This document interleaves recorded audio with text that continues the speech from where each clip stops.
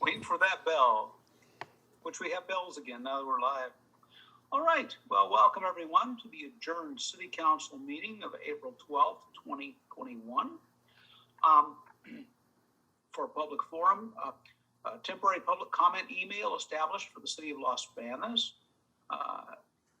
can be sent to the city clerk at losbanos.org, or it can be hand-delivered or mailed to City Hall at 520 J Street. Emails, messages must be received before 4 p.m. In order to be read into the record. They will be read if it's a public hearing. They'll be read into the public hearing. If it's public forum material, then we'll read it at the public forum. All right. So now I would like to call the meeting to order at 4 p.m. and we will ask Acting Police Chief Hedden to lead us in the Pledge of Allegiance.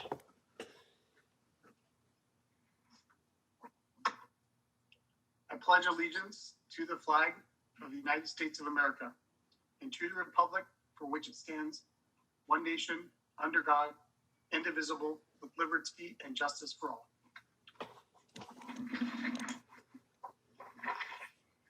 Thank you, Acting Chief. Roll call, Miss Maloney. Jones. Present. Lambert. Here. Lewis. Here. Lamas. Here. Faria. Here. We have a quorum. Now we will move to consideration of approval of the agenda. The chair will entertain a motion.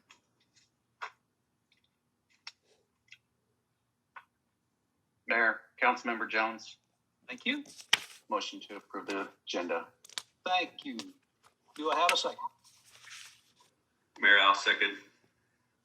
Thank you, Councilmember Lambert. I have a motion by Councilmember Jones and a second by Councilmember Lambert to approve the agenda as submitted. Ms. Maloney? Jones. Yes. Lambert. Yes. Lewis. Yes. Lamas. Yes. Faria. Yes, motion carried unanimously. Agenda is approved.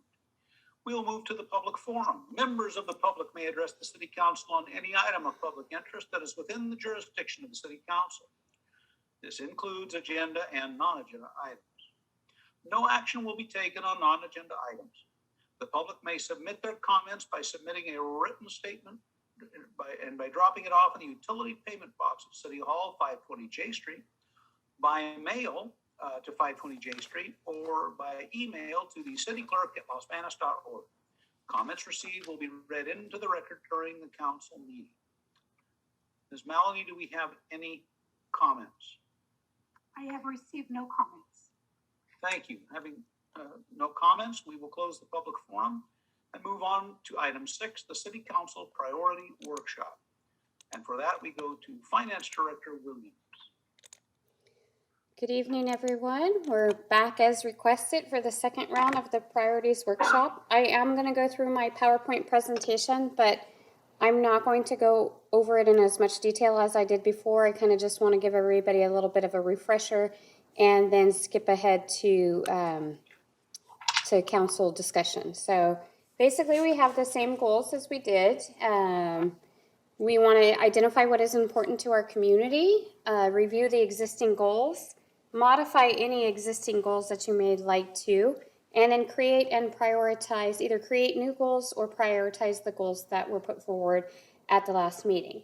Our main priority tonight is to take council's thoughts and discussion into consideration and allow you guys time to have these discussions and to prioritize all the equipment and projects that were put forward to you the last meeting. So as a brief overview, this is the current budget year that we are in now. And so again, what this shows is the revenues that we budgeted for the year, the expenditures that we plan on going out and removing surplus for Measure H with the bottom line of $130,000. Why is this important? Because when we are building the budget, this is the number that we're looking at. We talked about this before. When we take your list that you create, we're going to create the budget, and then based on this number here and any addition that council may want to dip into surplus, this is what we're going to build out. Does finance like to have it in the black? Yes, definitely. In the black means that we're not dipping into our fund balance. It means that our operating costs we're bringing in more revenues than we are spending out expenditures. So things like core services, when we focus on core services, that's obviously the main thing that we build into the budget. Then from there, we go on and we look at quality of life services. Those are minor additions that we can make to the budget. In this case, what we're doing tonight at the workshop, we're looking above and beyond that. We're looking at add-on infrastructure, add-on equipment needs, things that we may have to dip into the surplus for, but they are one-time expenditures. But when we're building the budget, we need to take all of this into consideration.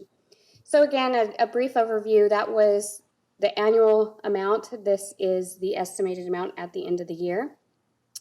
So just to drop to the bottom line, we are estimating to have an ending fund balance at the end of the current year of $4.8 million. That's unrestricted fund balance. That means once we back out all those monies that we've already set aside, things for police financing, Measure H, PERS financing, things like that, once we've pulled that all out, this is, and even the 30% reserve policy, this is the additional money that we do have to dip into to do those infrastructure needs.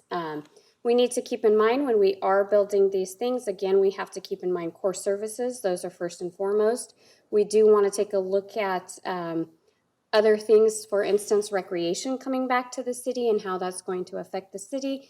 And then simple things like union negotiations, which I know HR has just started up. And so that all these minor things affect the cost in the bottom line and the amount of projects that we are able to do.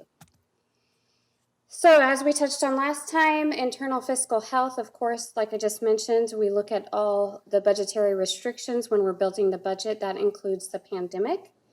We did talk about getting some ARPA funding. And just to jump ahead to that ARPA funding, we haven't learned anything new since last week. I've been signing up for every webinar possible. In fact, I just signed up for one today that's supposed to be a refresher. So I don't actually have any new information to offer you from last time, but just as a reminder, the funding can be used for revenue reimbursement based on if the loss was because of COVID. We can offer money to our essential workers above and beyond what we've paid them. You can think of it as hazmat pay. In addition to that, we are allowed to invest in infrastructure, but specifically in water, sewer, and broadband infrastructure. And then we could do small business, household, and industry programs to help out the small businesses and the residents of Los Banos. And then a little bit more about that plan. We do receive the payment in 2 disbursements. Entitlement cities get it 60 days after the certification. We'll get it 30 days after that because we get it from the state. And then the second payment comes a year later. We are allowed to spend that money until 2024. Cannot use it for pensions, unfortunately. That would be a big plus. This is what we're still trying to learn. The state may add additional stipulations. We haven't heard of any yet, but they do, because we are a non-entitlement city, have the authorization to do that. So as I said before, we just continue to do our research. So again, when you're making your selections tonight, we want to take into consideration and beyond tonight, beyond you guys putting together this, when we are budget building, when we are planning out how many projects we can do, staff as well will take these items into consideration. Time and completion of the project. Can we get the project completed in an annual, within that budget year? Does it need to be phased out and stretched out through a few other budget years? And you'll see that in some of the priorities. We've already taken the liberty to show that, yes, we do need more than one budget year to do that. Anticipated resource allocation. We did touch on this a little too. Are the projects heavy weighted to one department over another, where maybe that department doesn't have the resources to complete that many projects in a year or in the next couple years, and we kind of need to spread out that resource allocation, maybe put in a different project for a different department. Funding availability, obviously that's the most important one. Again, that's something that'll come along with budget as we build out the budget. We will focus on core services. We will focus on additions if there's any new programs that the city might be offering, if there's any new quality of life services that need to be added to the budget, if there are any increases to salary that may affect the budget. All these things are taken into consideration and can take away from either the projects that you're trying to do or vice versa. You can do more projects with less of these items or less of these items with more projects. Obviously, we can't take away core services. Core services is the bottom of the barrel. That's the basic of everything. That's what we need to run and maintain the city. And then economic and fiscal sustainability. We want to make sure that we do these projects fiscally responsible, that we make sure that we can sustain the type of situation that we're in now. So basically, the quality of life services that we've been offering for the last few years, we want to be able to do these projects, but still make sure that we can keep those quality of life service projects in the budget as well. And then what impact does it have on the community? Is this something that is beneficial to the community as a whole? Should we prioritize projects based differently beyond what the community wants versus the needs of the city? Okay, so finally, as a reminder, we have the 3 categories. The high categories, which are major city goals, in which we will try our best to build in to the annual budget. Medium, which are important goals to accomplish. They might have, for one reason or another, get pushed back. I always like to give examples. The airport discussion is a good example. We talked about possibly not rehabbing the animal shelter because it was located at the airport, and are we going to move the airport and put too much money in that animal shelter? That's a reason to take that from a high priority to maybe a medium priority. And then low, obviously all goals are important. However, this one maybe not be as important, or maybe we just don't need it right away. And one of the examples I gave you last time was replacing the administration department's expedition, or City Hall's expedition. It's a low priority now because with COVID, we're not attending meetings off-site. And so even though it has too many miles, it barely runs, and we could possibly get stranded out of town, we're not taking it out of town at this point. So it has been removed from actually bidding out to a low priority. So current priorities and projects that council have previously assigned are the new police station, downtown strategic plan. Tonight we're actually taking a look at those projects to kind of break them out. The Pacheco Park splash pad, the continuance of the camera system, the general plan update, and code enforcement. So what I would like to do tonight is I did go back and add in the funding. Sonia, can I ask a question? Yes, on please. The previous page. Yes. The current priorities, those listed are not in any particular order, are they? No, they're just listed. And when we have the priority list, we don't list them in a particular order. The only thing that's particular is the high, medium, and low. These are all high priorities. Okay, thank you. So I did go back and add the dollar amounts to both the staff report and to this PowerPoint as requested.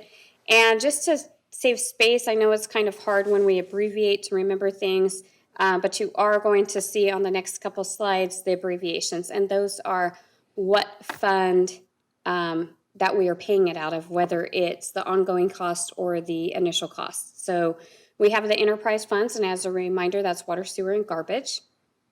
We have the general fund. Everybody knows what that is. Measure H is just listed as H. IF is impact fees.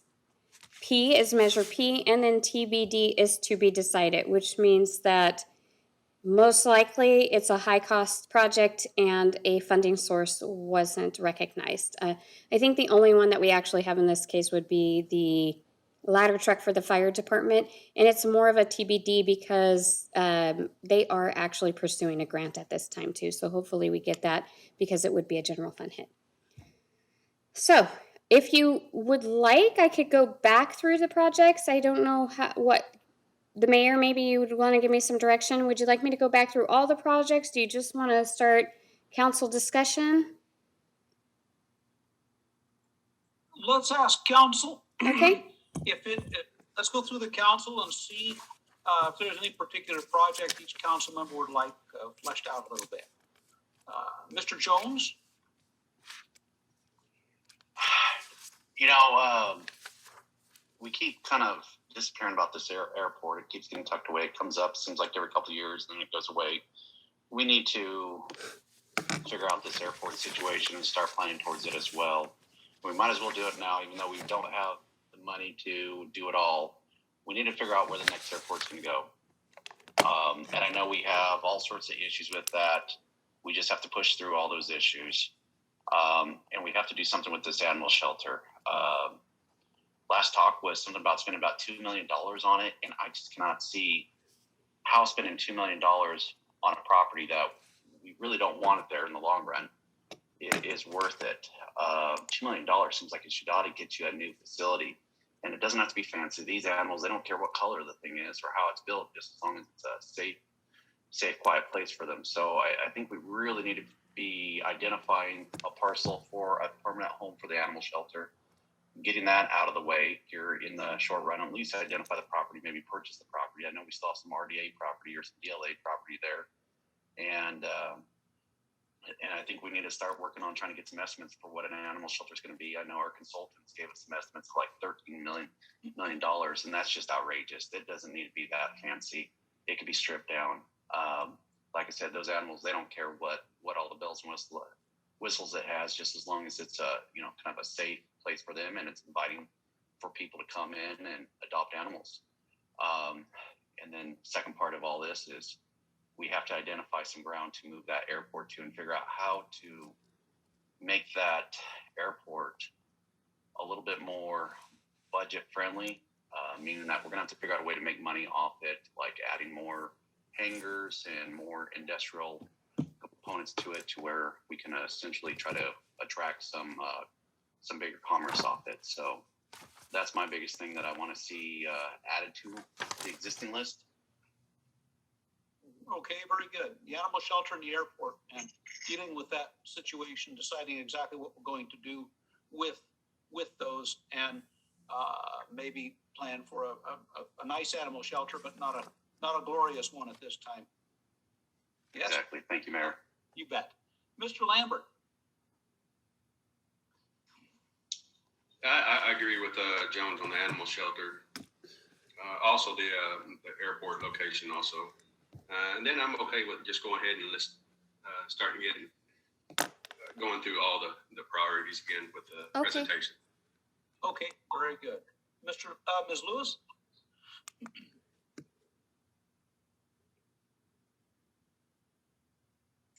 Okay.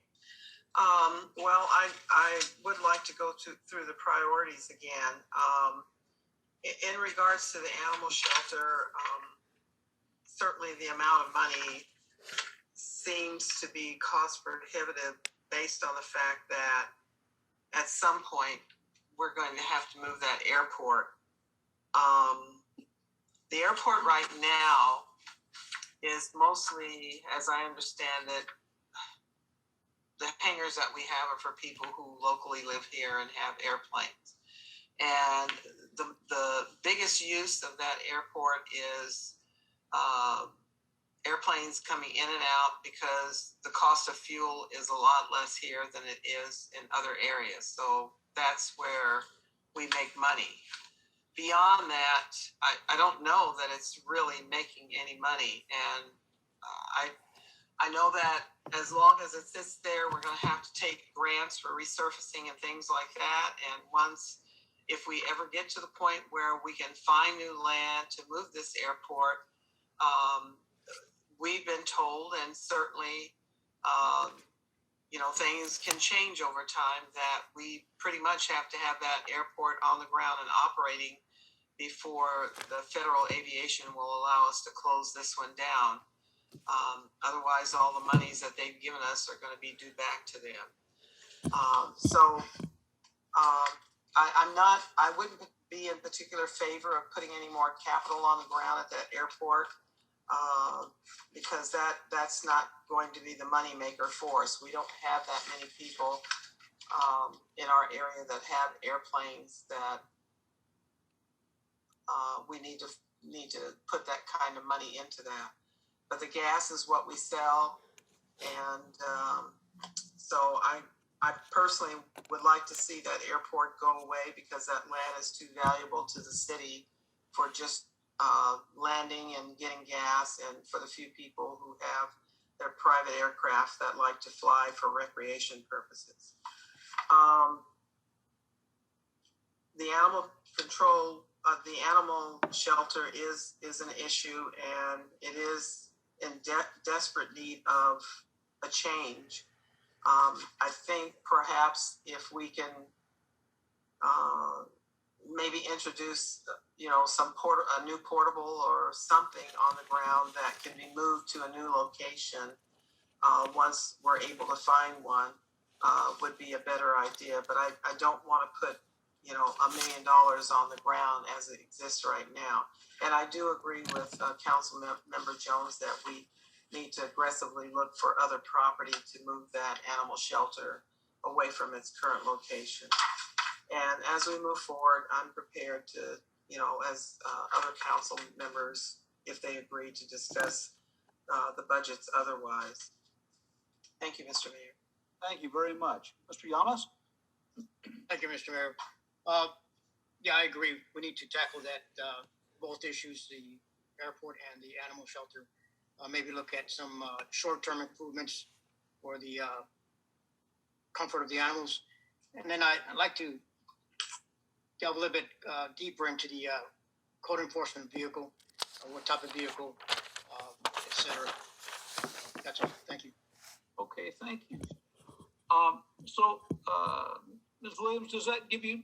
Yeah, it sounds like everybody would like me to go back over the goals. So let me go through them, and I'll mention the changes that I made from the last time. So the Citywide Records Management System, I referred to that previously as the ERP, or the Enterprise Resource Planning System. It's kind of hard title to get a hold of and understand what it is. So we're going to call it the Citywide Records Management System, and that's the system that I discussed about. It starts with finance and it expands out to every department after that: code enforcement, business licenses, water, just making the city more efficient. The cost estimate is approximately $750,000. That's for them to come in and change out the servers. It includes all the different modules that we're going to get, how they're going to set them up for us. They have to take all of our Springbrook information and convert that and put it into the new system. It also includes a bit of training and laptops or iPads, tablets, whatever type of devices that we decide to get. Printers for printing out receipts on the laptop or the iPads. So everything basically that goes with it. The codes here: general fund, enterprise fund, and impact fees. So the initial cost is going to come out of impact fees. The majority of the cost is going to come out of there. The general fund account and the enterprise accounts will most likely pick up the cost of the equipment and not necessarily the software. And then the annual cost, as it is now, it'll be paid 25% out of the general fund and then 25% out of each of the enterprise funds. That is an important factor for the city to have, and it moves us forward in technology, and it makes us a lot more efficient than we are now. Downtown gateway sign. Sonia, Yes. I do have a question. Is this program more geared around administrative? Because I hear you say code enforcement, but we also have on the agenda as a high priority the police mobile records management system. Yes, Would code enforcement fall under that versus this program that you're talking about? So the program that I'm talking about here, what we're going to fall under is, yes, more administrative. It makes the code enforcement process more efficient, and it connects it to our finance department automatically. So now, as I mentioned before, when they write a ticket, they write a physical ticket, they bring it back to their clerk. Their clerk has to enter it into our accounts receivable system. We at one point get them over here so we can make a copy. We send out invoices. It's a mess. It kind of goes back and forth. We give them the original citation back. We get it back if we have to send it to collections because we have to answer any questions. So this is going to automate all that. In addition to that, it is going to allow the code enforcement, when they're out there in the trucks, to have a type of tablet that writes up the citation for them and it prints it out automatically. By doing that, it'll automatically put it in our accounts receivable system. Everybody that needs to see it will see it, and they'll have all the same backup instead of having to cross the street and possibly lose the ticket in doing that. Does that help? Yes, I think you said that last time and I had forgotten that. But I guess when we get to the other item, you know, if there's any crossover or any questions that I have, I'll ask it. Okay, and we'll probably have the chief jump in and help with that one a little bit more. All right, thank you. The downtown gateway signage, now that's part of the downtown strategic plan. As I said, we took some of the projects that were in that strategic plan and broke them out into either individual projects or phases. So the downtown gateway signage, as you remember, that's the welcoming arc at the end of 6th Street and Pacheco. It's estimated to cost $175,000, and that is a general fund expense. The annual cost, which would be any maintenance cost associated with that, is unknown at that time and obviously can fluctuate if the sign is damaged. Downtown infrastructure, moving on to more strategic plan projects. We took this and broke it down in phases. Now there is, on your list, it's downtown, it talks about underground, streets, and streetscape. This is the design for the underground at $36,000 and the design for the streetscape at $85,000. So these two portions of the project are design only and they would be paid out of the general fund. The camera surveillance project is a general fund expense and we just finished phase 1. What we're looking to do is pretty much put $100,000 annually in the budget so we can continue to grow that project. The annual cost is $1,000 per location. So each different location that we put the cameras at is about $1,000 to maintain. And again, that's a general fund expense. The animal control truck replacement. This is, Chief hadn't talked about this a little bit last time. This is to replace or to have our current animal control officer have a brand new truck with possibly putting the one that he's using now on the back burner in case of an emergency. We do have a secondary truck, but this is just to, one, make us more efficient, less mileage so he doesn't break down. I know he was having air conditioner problems, etc. That will cost us $75,000 and will be paid out of the general fund. The police mobiles records management system, this, Ms. Lewis, I believe is what you were referring to. They currently have the police records management system, which is called RIMS. This is iRIMS, and what this does is makes that management system, tablet, iPhone, you could put it on a mobile device. So it makes it mobile device ready, or that the ability to be on a mobile device. So it's taking a program that we already have and moving it or allowing us to use our phones or our tablets. The cost of that is $61,000. This is dispatch related, and we do believe that we could break the cost down between the general fund H and possibly P. And the annual maintenance cost of that is quite pricey. It is $35,000. Police vehicle fleet replacement, we discussed this in great length. This is about getting a regular fleet replacement, not just picking and choosing or waiting for a car to break down on the side of the road, but getting where we have a regularly scheduled replacement program. So we're hoping to start off with 3 to 4 vehicles. I did put the cost of each vehicle in there at $55,000. 3 to 4 vehicles. That would decrease over time once we get them on a regular schedule, but not right away, because in addition to replacing them regularly, as the chief mentioned at the last meeting, there are also people that share vehicles. And because they are sharing the vehicles, that causes the vehicle not to last as long. So if we could expand our fleet in addition to just replacing them, then our vehicles would last longer and the replacement program would level out, and we could maybe replace 2 to 3 vehicles a year or just 2 vehicles a year. Fire. Excuse me. Yes. If I could, Sonia. Chief Parisian, years ago, police used to take squad cars home, and I don't know how that if that's still something that police departments do, if that's something you want to look at, and how many squad cars will we need to be able to do that? Yeah, I don't know if the chief wants to talk on that or if the city manager does. I'll talk on a little bit of the history if you don't mind, and then I can turn it over to Jason in case he's got anything he'd like to add. Because Okay. we did have a take-home car program before we got into the mobile computers in our cars.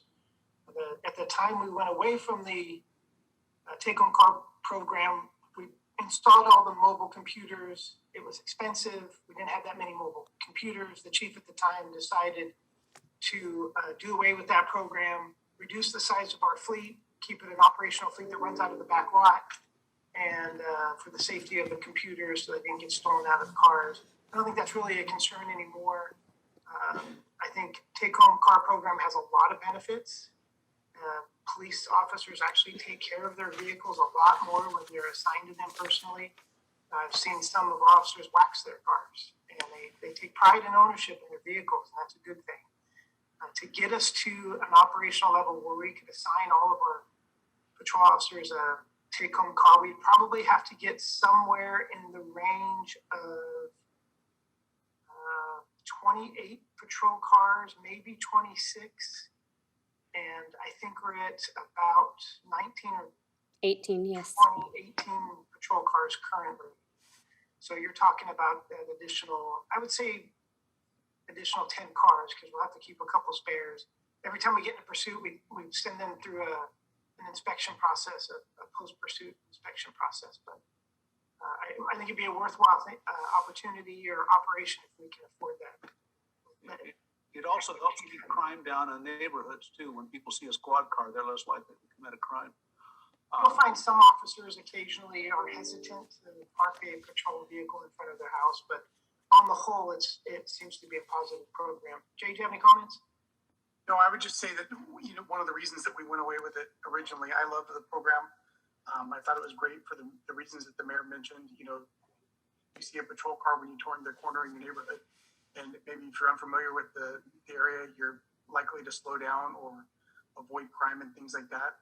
I do echo your concerns as far as some people may not take them home, but we went away with it originally just because we couldn't afford to pay for all the equipment and all of the cars. As far as when you talk about upfitting the car and purchasing the car and the expensive computer equipment and licensing, but we're definitely not closed-minded to something like that.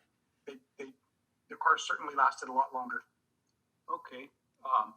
It also speeds up your response times too, because the officer doesn't have to come to the station to grab a squad car in an emergency situation. Is that correct? Yeah, it definitely could if they were coming in or responding from home, and that used to happen quite a bit years ago. So yeah, we definitely get personnel to a scene quicker if we needed them, if they could respond from their home. Okay. Well, that might be something we can look at in a long-term, and I mean a big long-term umbrella, because that's big money. It's $500,000 for enough cars to do that with.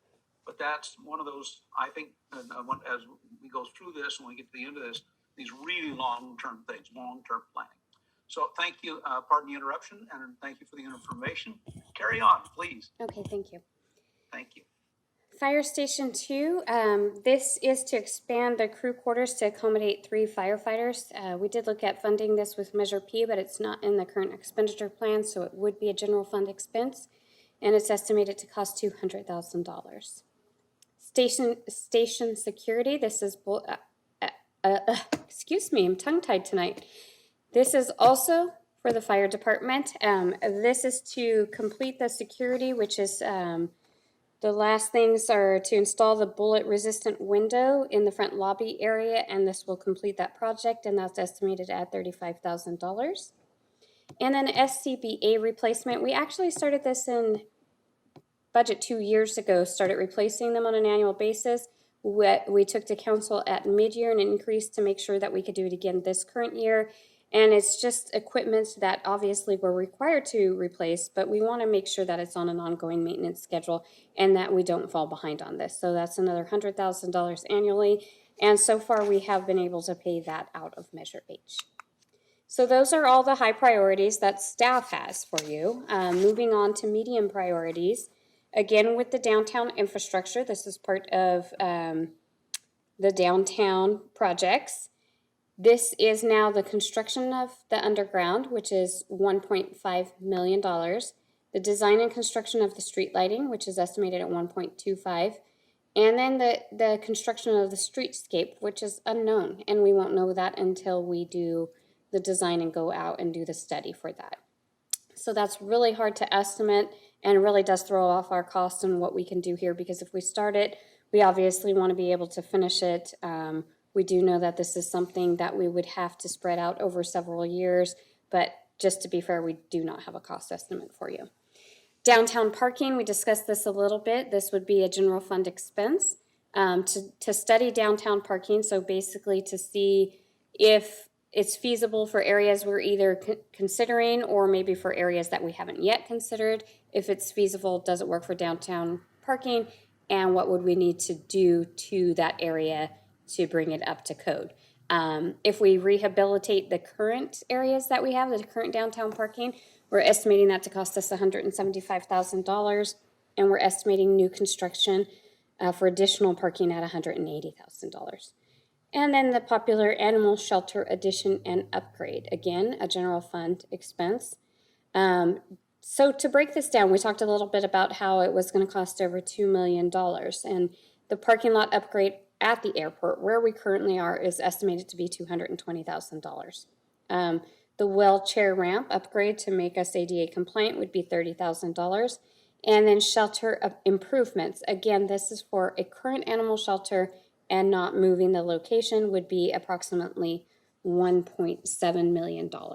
And that's all general fund expenses. Sonia, can you go back a slide, please? Yes. This is for it. Okay, so downtown parking. Is there any room in that for additional parking that we'd have to purchase land on?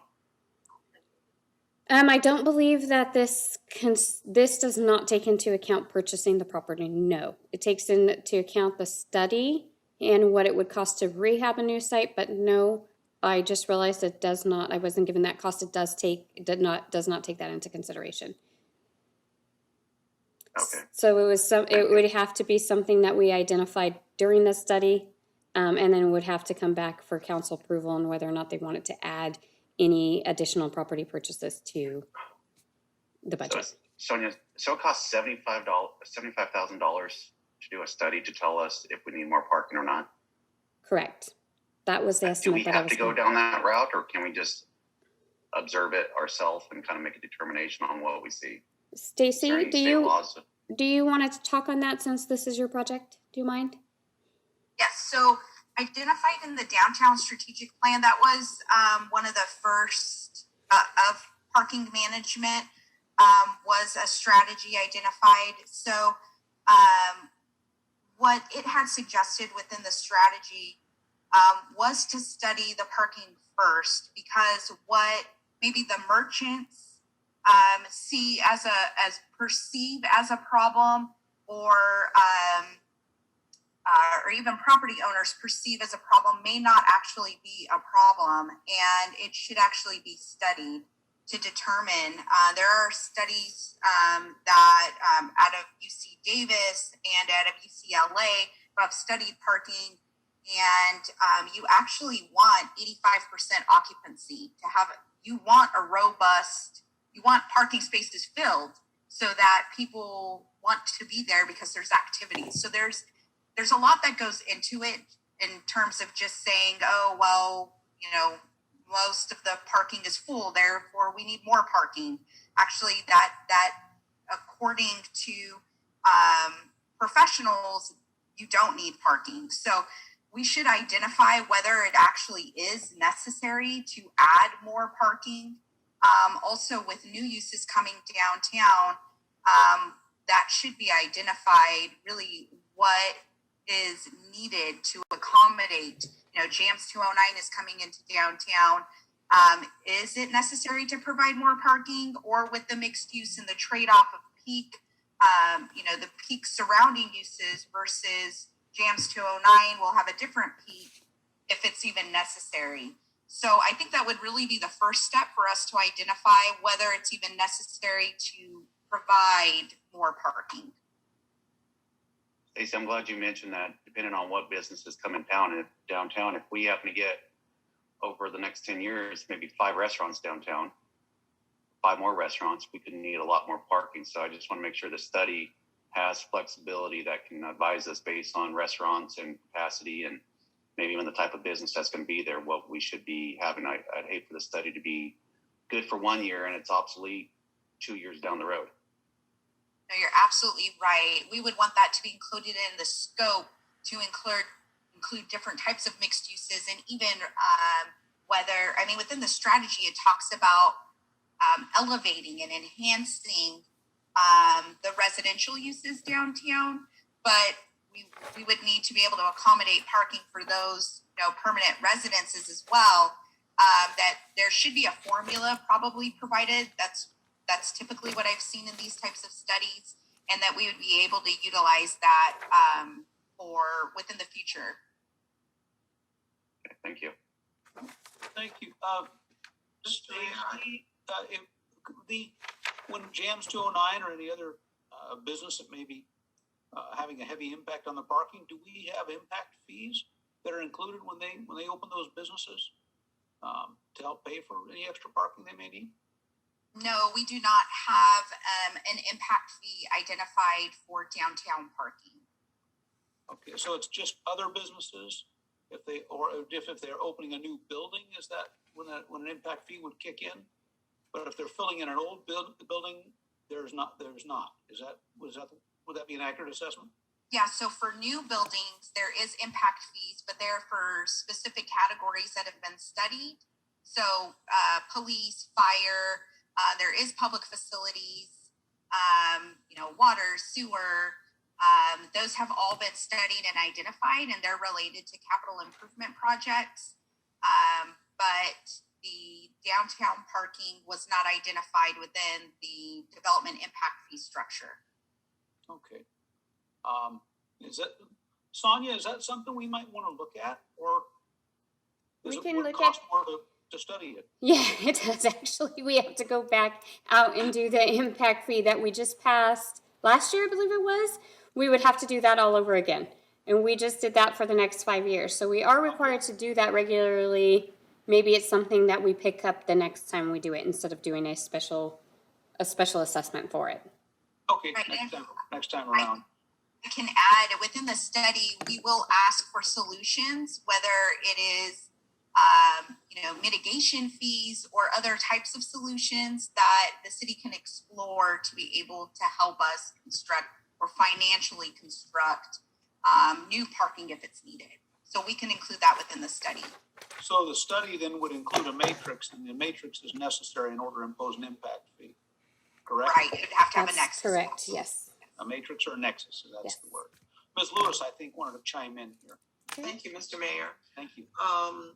Well, with that being said, when we paid for a downtown study several years ago, was there anything in that study that we did that included fees or of any type that would help the city be able to develop these new infrastructures? The study I believe you were referring to was the study by RBF that the redevelopment agency conducted, and going through that study, it does identify the redevelopment agency as being fiscally responsible for those improvements, but it did not identify any city general fund costs associated with that, or even what those costs would be. It generally, as I've read through that study several times, it just identifies, it even identifies parking, but it suggests doing a parking study to identify what parking was needed. But in terms of completing the infrastructure, it was very heavily relied upon the redevelopment agency to complete those projects. So was this a study that was presented to us a few years ago where they used a community up in the Napa area as an example of how our city should redevelop its downtown? Yes, yes, and that was by a company, RBF. They also did the rail corridor regulating code. Then they did the rail trail regulating code, but that was all done by sponsored by the redevelopment agency at that time. Okay. And then my other question is, we already have a parking lot downtown in Los Banos on J and 7th Street, and it's in really horrible condition. And I hear you saying we need to do a study, but if we have all these new businesses beginning to come in and people are going to need parking, perhaps this medium importance, depending on how quickly we need this parking, we need to consider rehabbing that particular parking lot.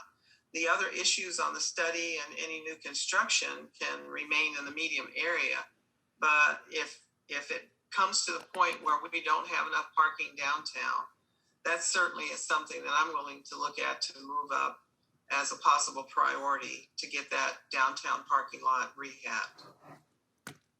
Okay, Mr. Mayor, that was it. Thank you. Very, very good. Thank you very much. All right.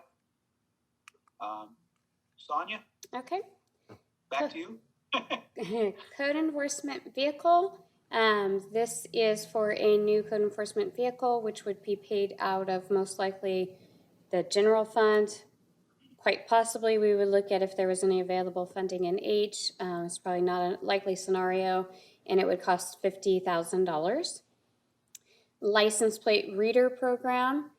This again is the general fund. We have bought them in the past using, I believe, traffic impact fees. This would cost $60,000, and the annual maintenance cost of this is $2,700. A fire station 1 edition of the fire chief talked about this a little bit last time. He wanted to add on a training room, expand the sleeping quarters, add on an EOC and crew quarters, and additional fire office space at a cost of $1 million. He was hoping that the funding that we were given by the state could be used for this. I feel like that's not actually a usable source, but that's something that we could possibly discuss with the state in the future. And then fire rescue equipment replacement. This includes things such as fire hoses and other rescue equipment, and it's just basically to stay on top of replacing those items. They are put into the budget if there is money available. Excuse me, Sonia? Yes. Yes, ma'am. If you could explain the cost of this vehicle. Is it a special vehicle? Does it have special capabilities? Or why does the pickup truck cost $50,000? Chief Hedden, do you mind explaining all the additions that you put into these vehicles? Yeah, I can take that one. On the code enforcement truck, it's going to be equipped with lights. It's going to be equipped with computer equipment, just like one of our patrol vehicles will. And then the trucks are typically a little bit more expensive than the cars. And we use trucks in code enforcement because they do a lot of events where they're directing traffic or maybe cleaning up garbage from a homeless encampment on a smaller basis, picking up shopping carts, things like that. So that's where we get to the $50,000 number on the code enforcement vehicle. Now, is this vehicle a crew cab? Is it an extended cab? What kind of configuration is that? Currently, we have two code enforcement trucks. They're a 2019, 2020 that are crew cab type vehicles. We have one older code enforcement truck. That's what this would be replacing. And that one would go into a backup. That is an extended cab pickup that we have. It's about, I think that one is 13 years old. It does have low mileage because it was our backup animal control truck many years ago. We took the bed off that and repurposed it to code enforcement a number of years ago as well. So those are larger trucks so that they can have room in the back to haul various equipment, supplies, etc. All right, thank you. Acting Chief there, we don't, they wouldn't have to be the crew cab though, right? Because code enforcement normally only has one or two at the most out on patrol on that. You know, it wouldn't have to be a crew cab. We like to have the crew cab so they can haul additional equipment or staff. Let's say like we're having a street fair and we want to haul, you know, several people to locations and drop them off in corners. It works well for things like that. But no, it wouldn't have to be at all. It could be the extended cab or even a single cab, especially with the, you know, having two crew cabs in the fleet already. Okay, thank you. Okay. And now we're on our low priorities. So again, I mentioned the fleet replacement and admin. That's a cost of approximately $45,000. We set that aside because at this point in time, even though the vehicle needs to be replaced, we're not utilizing it. So there's no reason to spend that money at this time. Digital sign replacement, that's the digital sign that you see when you're entering Los Banos on I Street, the corner of I Street and Mercy Springs. And again, that's just pretty much a placeholder. It's something that we know is coming up. We are going to eventually need to replace that. It's just not the highest priority, especially looking at some of the other projects that we have. And that's a cost of $25,000. Public safety radio upgrade, general fund, cost of $35,000. Again, these are all items that we know are coming down the pipeline, but they're just not necessary to staff. They're not a high priority at this time. Police radio voter replacement, it's the same. The cost is $200,000 in the general fund. Class A uniform headgear or hats for the police officers. These are important when, unfortunately, they're attending things like funerals or other events for them to be in their Class A uniforms. Fire aerial ladder truck, that's something, again, on the back of our mind. It is very costly. We have it, again, like the chief mentioned last time, it's being repaired. However, we are also looking at a grant. We went through the grant process last year. We made it almost to the end, and we reapplied this year, so we're hoping for a better result. I don't know when we're expecting the news on that one. And then Public Works has two pieces of equipment that they were hoping to replace. One is an aerial boom truck, and the other is a stump grinder. Those are both general fund expenses, one at $200,000 and the other at $35,000. So in addition to just looking at these priorities, the way that staff has them separated for you, I went ahead and added up what the costs would be for each fund. So overall, the costs for the high priorities as prioritized now is a little over $1.8 million. This, if you remember, includes that finance program, the Citywide program, and a lot of that could be paid out of impact fees and enterprise funds, so that drops our cost down for the general fund to $1.2 million. The ongoing cost is not included in that. However, from what I estimated with the, I believe it was the finance software and the IREM software that would have ongoing costs associated with it, those costs together were approximately $150,000. But 75% of the finance software gets coded to enterprise funds, so that would bring ongoing costs. And this is something that obviously we want to look at because if we're going to do the projects, we want to know that the general fund can sustain the ongoing costs. So the ongoing costs are approximately $64,000. A big chunk of that's already in there because we already pay the ongoing costs of the current financial software. So moving on to medium. We have a lot more projects in there, obviously, and so the general fund expense is $6.3 million. That is not taking into account that unknown streetscape construction cost. So because we don't know what that is, that could be in the tens of millions of dollars. That number is not included in this amount. And then the lower priority ones that we just discussed are a little bit over $2 million. So that's just to summarize the funding that we have available. So what we're looking for council to do tonight is to add any additions that they may have to the priority list, take projects off that they just don't see as being relevant, and then prioritize or reprioritize between the goals. So high, medium, low. If you want to move the way that we have it broken down now, if you want to move them around, that's what we're here to do tonight. And then when we're all done with that, we can talk about the next steps of the budget process and determine when we would have the next workshop. So, Mayor? Thank you. One question is, if all the stuff on the high priority list, would we be able to afford to do everything on the high priority list? So if we do everything on the high priority list at $1.2 million, that is eating into the fund balance. We talked a little bit about that in the beginning. Let me skip back here. Hopefully I don't make anybody dizzy. Let's go back to the slide here. So the estimate for the end of this year, if we put all these projects in today and we finish them all today, then that money would come out of that $4.8 million. So we would eat down our fund balance. We would drop it down to, I said I think it was 1.2, so we would be at 3.6. Okay. And that's not right, But- and our because the reserve finance is- director can't add, apparently. And our reserve is we're not touching the reserve on any of these projects, correct? So it is the reserve, but it's not, so the reserve policy says that we have to keep 30%. So I've already backed out that 30% that we're mandated to keep. And that leaves us, after that, that leaves us 4.8 million. Okay, that's what I wanted to be Yeah, sure. so again, this fund balance, it is a rainy day fund balance. The 30% is mainly for the rainy day fund balance, but because we're in a pandemic, we want to tread lightly. But we also need to remember that right here, if this number, this 130,000 was red, then we're eating into the surplus or the fund balance. When we start doing other things, when we start increasing the ongoing costs like I talked about, that number drops.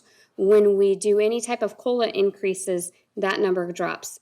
Just increasing services from one year to another, that number is going to drop because there's ongoing costs that we can't control. We have increases in things that are beyond our control. It might be like liability insurance. I know our liability insurance has skyrocketed this year. So when we're building that, it all looks nice and black right now today, but remind you, this is this current budget, and it's going to look a little bit different when I'm building out the budget. So we might not get to all these priorities.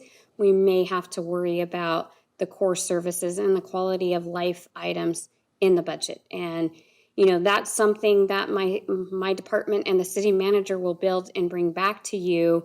And if you don't see it the way that staff sees it, obviously the council will have the priority at the budget workshop to make any changes at that time as well. But we want to be very cautious that when we're spending down the fund balance, that we're doing that with one-time expenditures and that we're not balancing our budget on that. You know how I am with the money. I don't like to spend it, but when we're doing positive projects or buying equipment that we need and it's one-time monies that aren't affecting the bottom line per se on an operating perspective, then yes, it's necessary and it's needed. Yes, and I think that is a wise plan of action. Well, I started off going through council with their top priorities. What I would like to do now is go through council and ask if there's anything you'd like removed. What do you feel we don't need? So that's going to help us, I think, whittle down this whole priority list. Mr. Jones, anything on the priorities lists that you think that we don't need? On the high priority list, is that where we're starting from? On any list, go ahead, whichever one you want, high, medium, or low. Well, on the high priority list, nothing. The low priority list, nothing as well. We kind of need it all. I mean, the digital sign, that's something that can be put off the side, but that's kind of a low budget item. That could kind of be put to the last. So can I clarify something that might help you guys better understand? This, by no means, these lists does not mean that they're all getting in the budget. So the low priority means that yes, if the funding was available, we can stick it in there. The medium means that we are actively looking to put it in the budget. But again, if the funding's available, it's all bottom line if the funding's available. So we know it's necessary. It's just when the funding becomes available. So I think removing it is more on if you just don't think it's necessary. Sorry for the interruption. Okay. Well, thank you for clarifying it. So it's all necessary. I think we just need to figure out which of the high priorities we can knock out first or get going. Now, when we go through some of the fund balance in prior years, how much of that fund balance that was kind of left over have we kind of gone through before, just with unknowns, with emergencies and unknowns? I mean, are we going through 50% of it, 10%, No. 90%? No, generally what's been happening in the last several years with the fund balance is that even though we haven't had any hard hits, so there's not been anything large enough that's unexpected that's hitting our fund balance. And we've actually been quite fortunate because there are things that weren't taken into account for revenue that actually make us come out either a plus or status quo with having an emergency. So that being said, let me give you an example. When we did we redid the revenue sharing agreement, we didn't budget for the revenue sharing agreement because one, we weren't sure when that was going to hit from the county side, and two, it was based on those houses starting to be built back up. So we didn't just say, hey, we got this new revenue sharing agreement with the county, and this obviously has to do with property taxes. Let's throw a bunch of money in there. So sometimes there's things that we don't anticipate in the budget that help us keep our surplus. And then sometimes there's unfortunate things that also help us keep our surplus. And that being said, in the past, it's things like the police department not being fully staffed. So sometimes the police department takes that money and adds an additional police vehicle, or maybe they go get ammunition, or they go do a pistol program and buy guns that maybe they couldn't have done before, but they do it on the back of the surplus of not having enough staffing for maybe 6 months or whatever the offset is. So there's generally always something. We're very cautious about overspending. It's usually because we know that revenue source is either coming in a little bit higher, or we're not going to have an expenditure that we planned for. So we're not really eating at that reserve policy. We have done positive things like set money aside. We did it before for both police and fires. We began to set money aside for a fleet replacement program. And that's also what's helping us right now build the police station. We set money aside for infrastructure needs, and that, if you remember when we did the funding plan, there was already a couple $1 million in the general fund set aside. And so we've been using our money for that. We have $2 million set aside right now for PERS, and what that's for is to buy down the amount that we owe to PERS, so we're spending less on an annual basis. And so that's generally what we're doing with the money. We're not just going out there and making big purchases, and we haven't had any emergency, as you mentioned, that would take a great hit. So it's just been better financial planning that we've been doing with that money, if that makes sense. That was a lot of rambling to tell you it's better financial planning. Sorry. No, I appreciate. So the estimated ending fund balance, that would be our general fund. That wouldn't be already allocated with other funds, like say if there was a surplus in PD because they were short staffed, and because of that they didn't have that payroll expense. So it doesn't include like that. No, dollars, right? This number here that you're looking at on the screen now, the 4.8 million, that's when we build our budget out, we build our budget based on the assumption of full staffing for every department. So if the council says Sonia, you can have 5 more people in your department, and I don't fill those positions, I still budget for those positions in anticipation of building them. So the numbers that you're looking at here, this 130,000, which is basically our surplus for the year, that is based strictly on budgeted numbers. So that means if there's any type of surplus in the police department because they didn't meet their staffing requirements, it wouldn't take that into consideration, because at today's date, I don't know that number. Excellent, thank you. Mm-hmm. Thank you very much. Mr. Lambert, anything that you feel that we don't really need all that much and you'd like to pull off? I don't see anything we need to pull off. I'm just, I'd like to go ahead and see what we can take from the high side. That way we can go ahead and get things taken care of on the high side. The medium side, I guess we're still going to be talking about the animal shelter. I don't think I see anything. I think everything's in its right position at this time, Mayor. All right, thank you. Ms. Lewis? Yes, Mr. Mayor. Well, the first page, we have the, citywide records, downtown gateway, downtown infrastructure, camera, animal control truck, police, the IRAM, and then the police fleet vehicle replacement. I know this is not going to make some people happy, but I'm just not sure that based on what we have to do right now, what's super important and the high priority right now, that the gateway sign and the infrastructure, it's in high priority, but I want to see these other things that are really super high priority for our staff, such as the camera system, the citywide records management, and the IRAM, and the replacement of our police vehicles go forward. The security for stations 1 and 2, I guess maybe I need someone to just really clarify that for me. I think that station 1 already has some security in place where you got to press a button to get in the front door. You can't just walk in like you used to before. And is that what you're looking at doing for station 2? But I'm not sure what additional costs.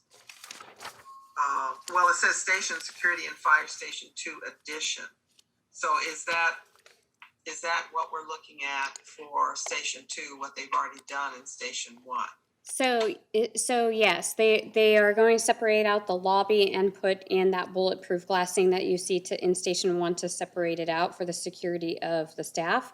They do have those key fobs. I do believe that, so separating the quarters from the station security. So the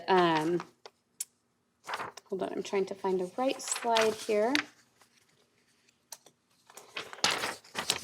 So station 2, there's 2 different projects, and one is to expand the crew quarters to accommodate the 3rd firefighter, and that is a cost of $200,000 to $250,000. And then the station security is basically finishing up what we started, which is the bulletproof glassing. It says install level 1 bullet resistant window and storefront to front lobby area, and this will complete the station security project. So it's just to finish the security at station 2. So those are 2 different projects. Well, my top priority out of the high things are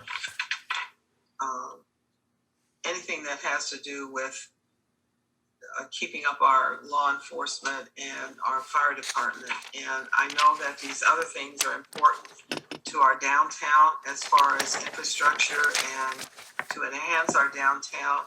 I don't want to move them off the high priority list, but I think if I had to vote on something, I would want to vote on the things that are going to cause the staff that are out there working to protect us to be okay, and to make sure that they have the proper and most updated equipment to get the job done faster and more efficient, so that you don't have staff writing a ticket and walking it across the street and different things like that. It just makes priority for them doing their job more efficient. So those, on those high priority lists, those are the things that I would like to see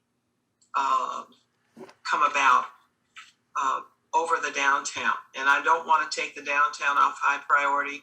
It's just that I think it needs to be moved to the back of the line for high priority over what we need to do with our law enforcement and upgrading our systems within the city. Because we do have issues going on that will help them be able to respond faster and get the necessary information to our staff quicker. And to me, that's important. And I don't have a problem. So this is general, as I mentioned before, and we don't number the priorities. However, if council sees fit that we need to go back and number the priorities, and that helps council, then I have no problem doing that. The only reason that I don't do that is, for instance, if we look at this high priority list, and we'll just use the page that I'm on now, and you tell me, these are all our high priorities, put in the budget what you can. And I come down to having $40,000 left in the budget, but I haven't, we'll just pick on the fire chief, and I have these 2 projects left, Fire Station 2, and this might be your number 4, but station security is number 10. Well, I'd have to drop down to 10 because I could afford to do that station security, but I can't afford to do the addition. And that's the only reason that I've stopped from assigning numbers to it, if that makes sense. But if council has things that they, this is a must, this needs to get in the budget, then my ears are open, my notepad's right here. I'm trying to take as many notes as I can to get that information when we're working on building the budget this week. So any of this federal money that's coming down to us, would it help in any of these categories to get some of these projects done? So are you referring to the ARPA money? Yes. Unfortunately, no. It does not help us. It may help us as far as when we go back and we cost out what revenue we lost. My understanding is that we are just allowed to put that revenue back into the general fund, and as long as we can prove that we lost that revenue due to COVID, we could put it back in the general fund and we can use it as we see fit. If that stays the case, then it does help us. It's not significant. I believe the first year was $500,000. So that takes a little chunk out of it for now. The second year, we're looking around the same, anywhere from $500,000 to $900,000. But because we haven't finished out the year, that's just based on our pandemic estimates. So it could be better than that. It could be worse than that. So I'm not really banking on it at this point, unfortunately. It may be better suited in other places, unfortunately. So if our fire, excuse me, is responding to 911 calls that end up being COVID related, that's not reimbursable through any of that money? No. We can use the money to pay the first responders as essential workers. We could pay them above and beyond what they make, up to $13 over their salary. Obviously, that's temporary. And in addition to the $13, it can't be more than $25,000. So we can pay the workers themselves, but the city doesn't get refunded. There is a different program besides the $7 million that we're getting. They do reimburse the city for COVID-related expenses. So if there's sick leave related to that, if our employees are going out because they're sick, so say they respond to that call and somebody gets COVID, then yes, payroll taxes, we could be reimbursed in that sense. It's basically a continuation of what they did last year. But no, the city's no longer getting reimbursements in the manner that you're talking. All right, thank you. Mm-hmm. Thank you very much. Mr. Yamas, anything you'd like to pull off? Any of the priority lists? Well, I had a question about the ERP, Citywide Records Management System. Okay. So currently we have a system that's working, correct? Kind of, yes. And it seems more, or maybe I'm misunderstanding, this would be more convenient having the system? This would actually be a lifesaver, having this system. So as I mentioned before, if we don't replace this, if we don't move to this system, we'll actually have to update our current system, which is costly. So the benefit of the new system is that anytime that there's an update, it's part of that annual maintenance cost. They just update us and they update us. This one doesn't work. The current one that we have, which is called Springbrook, it doesn't work like that. So we got this back in 2008. Before that, they were using, forgive me, I wasn't here. It was a Bossa Nova type of system. Bossa Nova. Okay, Yeah. Bossa Nova, and they went from Bossa Nova to this more automated system. They updated that in 2008. Well, when it becomes outdated, then we are required to redo the whole system, which most of the time, like last time, includes buying a new server. So we did that in 2014, and it was quite costly. We're looking at the same type of situation. So one way or another, we're going to have to update our system. This just takes what we have and makes it more user-friendly, and it makes us incorporate the different departments into the system. So right now, I'll use recreation as an example. If you go and sign up for a recreation program, they have a completely different system. It is not connected to our Springbrook system. And so they enter everything twice. They enter it once into the Recware system. That's how they're able to take credit cards. And then they move over to Springbrook and they duplicate everything into Springbrook so we can have all that financial information. Obviously, when you're doing that twice, there's room for error. So it automates it, and moving forward, it saves us money because when we have to upgrade again, it will just be automatic. We're not repurchasing everything like we do on a semi-annual basis, not even close to semi-annual. We did it in 8 and we did it again in 14. We need to do it now. And so instead of Springbrook, because it has so many problems, because it's not user-friendly, because it doesn't meld everything, it does have things like business license, but it doesn't really work for what the business license department is doing. We sat down and looked at this a couple of years ago, and we worked with each department and each software, each module that they would have to see if it was beneficial for their department, making it overall beneficial for finance because everybody could talk to everybody. So it does make it more efficient.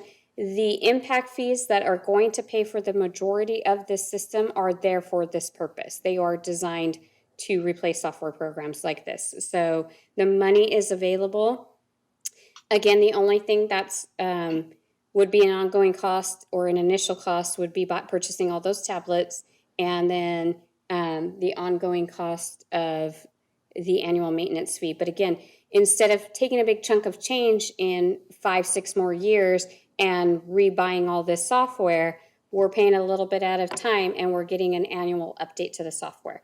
And the company that we've selected, they are basically a very large software company, and they kind of buy out all the other businesses. So all the little mom and pop softwares along the way that different cities use, this company ends up purchasing in the long run and making it one very large company that can integrate all the different capabilities. I understand.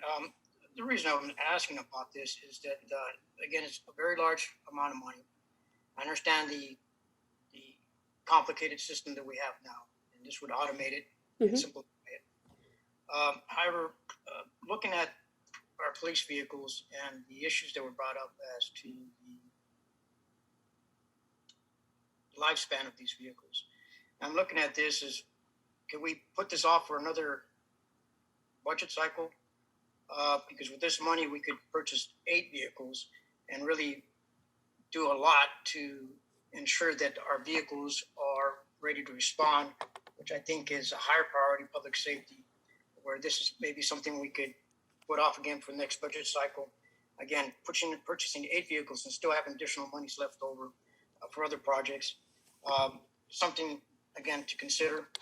Your thoughts on that? So the cost here is for the general fund, which is where we would purchase the vehicles out of, is not the full $750. So the estimated cost to the general fund is $250, and that's probably an overestimate. So when I come to the summary page that I showed you earlier, we have the high priorities. If we were to do all of them, that would be 1.8 million, and we drop down to 1.2. That's backing out the cost of the citywide records management. So what would be allocated to the impact fees and what would be allocated to the enterprise funds. So we actually couldn't purchase all of those vehicles because that large amount isn't all coming from the general fund in this case. And I would, if we don't do anything and we move this over to the next cycle, we are going to have to put some type of Band-Aid on the current program because it does shut down quite frequently. And we have to work with Springbrook to, when Springbrook goes down, it's not just the behind the scenes stuff that is affected. And if it was, that wouldn't be that large of a deal. We would squeak our way by, but it takes out the phone payment system. It takes out the online payment system. It takes out the different capabilities for our citizens to do things that are related to. Basically, our system doesn't work right now. Exactly. It's like I said, it's limping along. And unfortunately, this upgrade in 2014 was probably the worst thing that we ever did. We should have made the change at that time. Thank you very much. And the other item was the code enforcement vehicle. I just don't see spending that much money on a vehicle that it'd be nice to have all these things, but again, we don't know the long-term effects of this COVID restrictions and the long-term our long-term fiscal health. We're not sure. I don't know. Again, I'm just hesitant as spending so much money on this vehicle. If we can get by with a standard pickup truck, it seems to be working fine. Again, I understand the various other areas where that type of vehicle with that kind of equipment could be useful, but maybe not right now. And that was about it. Thank you. Thank you very much. Sonia, of the high priority projects, which ones have already started? We've already done analysis, or we've already done studies. So the Citywide records management system, that doesn't require a study. That's just basically staff time, and we've been doing that for several years. We started this a few years ago and then stopped. The downtown gateway signage, I don't believe, does that need a study, Stacy? Correct me if I'm wrong. I'm assuming they'd have to do some type of engineering. I'm not sure if that could all be done in-house. The project has not started. The downtown infrastructure has not started. The camera surveillance project, we just finished phase 1 of that. We call it phase 1, but each time, this last current budget, we allocated $100,000 to start that, and we just finished that project out. So this is a continuation. So basically it's adding cameras. It's not going to hurt anything that's already been done. It doesn't change anything that's already been done. Animal control replacement, that hasn't been started. Police mobile records management system, again, we have RIMS. This is making it mobile ready. We actually had that in the budget last year, and we pushed it back because of the pandemic.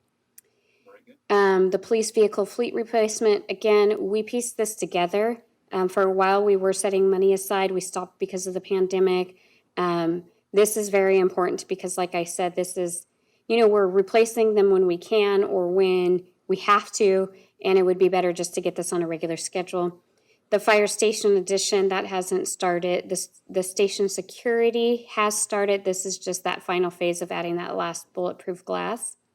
And then the SCBA's, that's equipment, and that, again, I feel is necessary.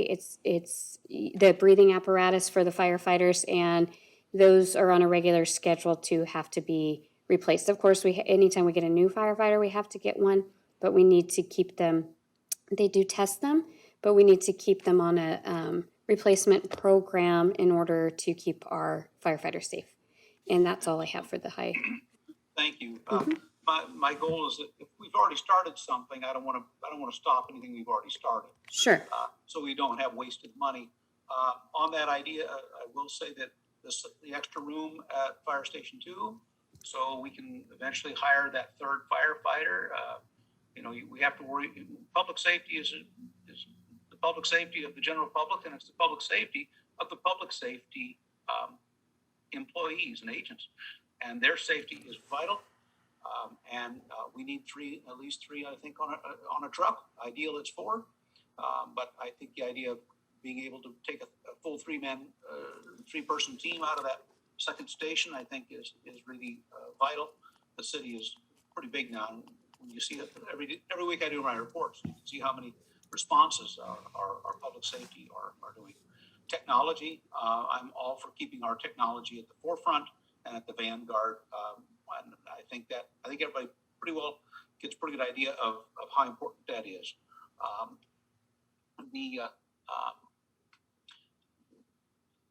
I like the idea of downtown gateway signage. If we can afford to do it, I'd love to see a nice gateway sign there. Do a little, on that, funding wise, I remember we had the murals, when we did those murals a few years ago, we had what the funding source for those was. Of course, it wasn't. The murals were strictly donations. They were all donations. Yes, Okay. they were strictly, we started a mural donation program, and I don't think there's any money left in there. Okay, no problem. No, we held a fundraiser. We sold calendars. The EDAC, the Economic Development Advisory Commission, sold calendars, historical calendars, to raise money for those historical murals. And we have very minimal funding left, but that's really for the maintenance in case, we need to maintain those 2 murals that we currently have. Sure. And I had forgotten what the funding source was for that write-off. I think. I got one more thing. Oh, sure, Mr. Lambert. Yeah. Sonia, is it possible you can give me that number again on the general fund, the number where we're at right now? If we were to go with all the high, could you? Sure. So let me squeeze this cameras out of my way. If we were going to take all the high priority goals and squeeze them into this year's budget, it would cost us, an additional 1.8 million overall, but affecting the general fund would be 1.2 million. And the ongoing cost of that would be approximately $68,000. It would be the $35,000 maintenance for the IREMs, and then I believe it's almost $30,000. It's about $27,000 for the 115, the 25% of the 115 for the citywide financial software. Oh, I can't hear you. The 4.8 that we have in there now, minus the 1.2 and a couple of the annual fees, I think I heard you right a while ago, that still keeps us away from the 30%. That's correct. So the 4.8, I've already backed the 30% out of the 4.8. Overall, let's go back to that slide. So overall, our fund balance is $10.7 million.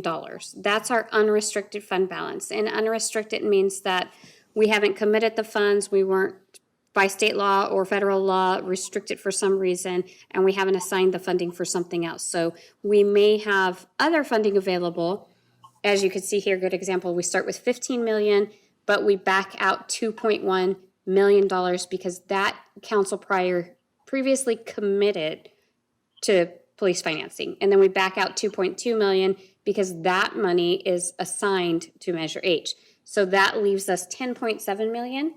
And then we have that 30% reserve policy, and that's 30% of expenditures. And so we have to maintain that. And so I've backed that out and said, okay, council, you have about $4 million that if you want to spend all the money that I worked really hard to save, you have $4 million. Well, you're really good at saving money, so that's why I'm if we went with this 1.2. So if you went with the 1.2, that would reduce our fund balance to the 3.6 million, and that would add an annual about $68,000 to the general fund. Well, actually, I take that back because it's not that full 25 for the fee. I think we're already paying 80. So there's that 35,000 and then maybe another 12,000 on top of that for the ongoing cost of the budget. So something that the general fund most likely can absorb on an annual basis. And this is all numbers based off of this COVID year, correct? Yes, that's correct. We'll be bringing back, so when we do the budget workshop, we'll have this picture again with our new estimates. And so obviously the year won't be finished, but we'll be a little bit closer. So we might be able to tighten up these numbers, and then it'll be a whole new estimate for the 21-22 fiscal year. And when we're building that, that's when we'll decide, okay, yes, I said it was 1.2 million and we had 4.8, but maybe we saw a big hit in sales tax and we only have 3.8. So we would come back and say, okay, council, I know you didn't have a problem spending the 1.2 when we had 4.8. Do you feel the same way when we have $1 million less? Or do you feel the same way when we have $1 million more? So this isn't final. What you guys do tonight is just a tool that I need to help me build out the budget. And then we'll go into a budget workshop and we'll go over the things that not only the core services that we have in there, and the other like quality of life services that we put in there. Maybe we get to build recreation programs back in there, but we'll also look at the projects at that time, whether or not we were able to fit everything in the budget. Maybe we did more, maybe the council changed their mind between then and now. So this isn't final say by any means. It's just a guide for myself. I appreciate it, Sonia. Thank you. So I think I'm going to kind of get a little random here. But I'm just going to hit a few things that I seem to have gleaned from council here this evening, and then see how everybody feels. Mr. Mayor, yes, I'm sorry to interrupt, but before you move forward with your summation, I know that a little while back we received an email from our city manager from over the last 2 years. Some $65,000 had been garnered by our code enforcement staff for picking up vehicles that were really bad off of our public street. And Sonia, if you could explain to the council, since code enforcement did the job to earn the money for the city, do they get all of that $65,000 to be able to purchase the equipment that they need? And if not, why not? If not, where is it going? And have we spent any of that money thus far that's come in of the $65,000? So in this, and then I have a question for Commander Hedden. okay.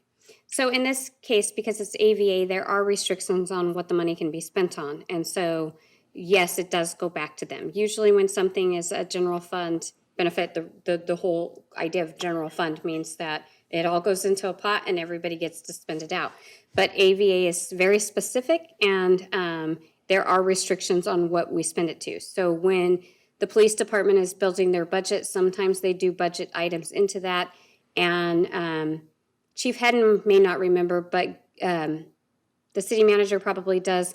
In the past, we've used that money to help us purchase a code enforcement vehicle. They can't pay for the whole thing, but they can pay for a portion of it. It has to, the money is restricted to use for abatement of vehicles. So if it's something that falls under that guideline, then we can spend the money for that.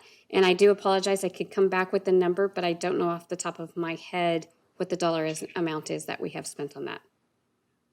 So in other words, the vehicle that code enforcement needs can be purchased out of that $65,000. We could use a portion of that $65,000. We can't technically use the whole thing, and we do have to get authorization to do it. But the reason why we can't use the whole thing is because unless that car was fully dedicated to only going around and writing AVA tickets. Does that make sense? So the money has to be spent on the program itself and on the things to utilize that program. So if we're taking that car and that code enforcement person that's driving that car spends 50% of their time on writing these types of citations, then we can pay for 50% of that vehicle with that money. So yes, it is a different revenue source. And by no means, when I say general fund, that's our fallback. We will always look for grants. We will always look for, is there a different fund that can help pay for this? But generally, large things do fall under the general fund. But yes, it most likely can pick up a portion. It would be dependent on how much time that person spent with AVA. And then for Commander Hedden, has your department divided out incrementally or percentage-wise any particular vehicle that was used to abate these vehicles off of the public street, or were all of them used, or, how can we use some of this money to help your department purchase a new vehicle that you feel you need in code enforcement? Sure. So in the past, the 2019 and the 2020 code enforcement vehicles that I spoke about, both of those were paid for using a portion of that ABA funding. And there was a percentage. Las Banos code enforcement outpaces the rest of the county by far when it comes to using the ABA program and abating a large percentage of vehicles. And that's how we're getting this funding in quarterly at anywhere from 11 to 16,000. I think was the last one that I saw, 16 or 18,000. And that goes into that fund that Sonia was talking about. And we sort of break down how much that time staff is spending on doing AVAs, and we were able to come up with a dollar figure. I think one of them that stands out in my mind, we were able to pay like $21,000 of AVA funding towards the purchase of that new truck for code enforcement. So I guess the short answer is the last two vehicles, a large portion of them were paid out of AVA funding. Okay, so the 65,000 over the past 2 years that we've received, were any of those two trucks purchased out of those funds, or is that new money that you can use to help purchase a new vehicle? I would let Sonia jump in there on the rest of that. A portion of the program money goes to supplies and services, staff time spent running the ABA program. And yes, we did use a portion towards the purchase of the vehicles. I don't know if it's part of that $65,000 figure, but I can tell you that we did use ABA funding to offset the cost of two code enforcement vehicles. Okay, and before we go back to Sonia, how many employees in your code enforcement department are required to drive a vehicle in the course of their duty? 3. We don't provide a vehicle for the contract code enforcement officer through CSG. CSG does provide that as part of the contract, but our code enforcement officers assigned to community preservation, so the ones not assigned to animal control, all 3 drive a truck. The truck that we're looking to replace is Unit 30. It's the 2008 vehicle. It's getting along just fine. The problem is we don't have a replacement vehicle now that we've grown the staff in code enforcement. So if that vehicle goes in for service and is down a few days, then we have code enforcement officers doubling up in a vehicle or trying to scramble to find something else and be efficient in their duties while that vehicle's down. So CSG you have one CSG employee who has their own vehicle, and you're saying we have 3 city staff that are code enforcement officers away from animal control. Yes, we have 3 full-time code enforcement officers working community preservation, and then a code enforcement supervisor who also drives a truck. Okay, so 3, and then you're a supervisor, so that's 4. So the supervisor has a truck, and I know we have one just a regular vehicle. So how many vehicles are you lacking in code enforcement right now? We have enough vehicles in code enforcement currently to support all of the staff that need a vehicle. Okay. So we're totally fine there, and we could get through another year as well. We just don't have that extra vehicle. So whenever you're running a fleet of, we'll just talk about those 4 vehicles, they're going in for service regularly for annual maintenance or repairs, oil changes, etc. Once that truck goes down, there's nothing else for the staff to jump into. So they're either doubling up or getting some office work done while that truck's being worked on, or they're looking for something to drive out of the police department fleet that's not set up ideal for them. But of all of those, your bigger priority is the animal control. Yes. Absolutely. That is our absolute top priority. All right. Okay, Sonia, can you answer So unfortunately, no. Like I said, I don't have the balance to that. Okay. But I could bring it back just so I can get the balance of what's left in that account. But what we do have is the ongoing costs or the operating costs that the chief is referring to are minor and budgeted annually. But let me check out that cost for you, and I can send out an email if that's okay and let everybody know. But I'm sure that if it's an allowable expense, that we can use a portion of that money again to help purchase this vehicle. All right, thank you. Thank you, Mr. Mayor. You're welcome. Thank you very much. Would it be possible to front assign, if we were to buy that new vehicle and we would assign it, we're going to assign it to vehicle abatement, and because of that, then we can use all the vehicle abatement money for it. Be able to do it that way. I mean, I think that we could. I don't know how feasible that would be, if we're being honest, if the person's going to, switch cars every time they're doing some type of a vehicle abatement. I think it's just a little bit better practice, financial practice, to just allocate the amount of time that person spends on that project. It's like when we distribute the costs out for the employees themselves. All right. Trying to Mr. find Mayor, ways if I can to interject. work around things there if we can. Yes, Mr. Breezy. Sorry about that, I don't mean to interrupt. It is I appreciate the comments on this vehicle. Code enforcement is a priority. The problem is it's an MCAG funded process, and it requires MCAG's approval for us to do this, and it is audited, and there's a fairly specific formula, if you will, that we place on the dollar value that we do. And as much as I've tried to do the same thing that many of you have suggested about purchasing the vehicle and using it for 100% of the AVA activities, it gets difficult because if we're audited for it, setting the vehicle aside just to do AVA while they're in the process of doing their job every day isn't necessarily feasible. So we're just trying to stick to those guidelines. I think we absolutely can spend some of that AVA money in the percentage formula that we're able to determine based on the number of AVAs they do on that vehicle. We just need to supplement the remainder of those costs with some other form of funding. But it's all about MCAG approval, auditing, and an appropriate formula applied to the purchase of that vehicle. But we can certainly do it. Very good. Anything we can do to take the load off the general fund, we do. Speaking of which, on the aerial truck stump grinder in Public Works, now would there not be parks or LLDs or any other funds that would be accessible to purchase those? Fred, do you mind on talking about the use of those?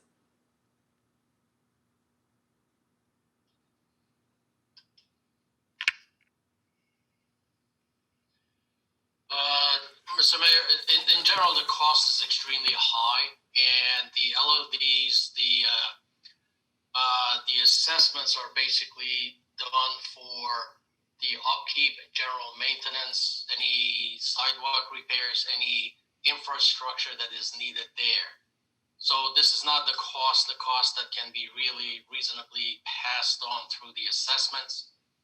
Even if we try to do that, the impact on most of these districts is going to be substantial, and we will put them into the negative for quite some time. Okay, so this is too much money to try to pull out. It's extremely high for the districts to try to absorb, and that would basically take away from our ability to do what legally we are supposed to do with those assessments, which is focus on the maintenance and upkeep of the districts. Okay, very good. Now, the aerial boom truck, do we have one functioning now? Yes, we do. It is functioning, but it is beyond its useful life. So it's a matter of safety. At some point, we have to make sure that we have something that meets reliably the OSHA requirements and the safety NCARB requirements. What we have is simply way too old. Okay, so at some point we have to put it to bed, and we have gotten all we can out of it already. So it's a matter of safety. At some point, and we have to set it aside, and then we have to rent and pay for the rental from an outside firm until we can actually replace it at some point if we don't do it now. Now, with the amount we use it, say, over the course of the last couple of years, what would the rental cost be for renting the equipment? With your permission, I'm going to ask Joe Heim. I'm hoping that he does have numbers. I don't. Good afternoon. So I don't have numbers for rental. However, it's a substantial amount that we use it. This particular truck is an 2002. It has over 300,000 miles driven on it.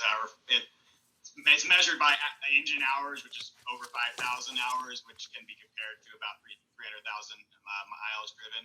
So this is our boom truck that we use for all trimming of trees, storm hazards, whether it be parks or sometimes it's even private residents during those storms. So pretty much our most important piece of equipment, I would say, that we have, and something that we use on a daily basis. I don't think that using a rental for a long extended period of time would be feasible, but certainly I can look to see if I can get numbers for that.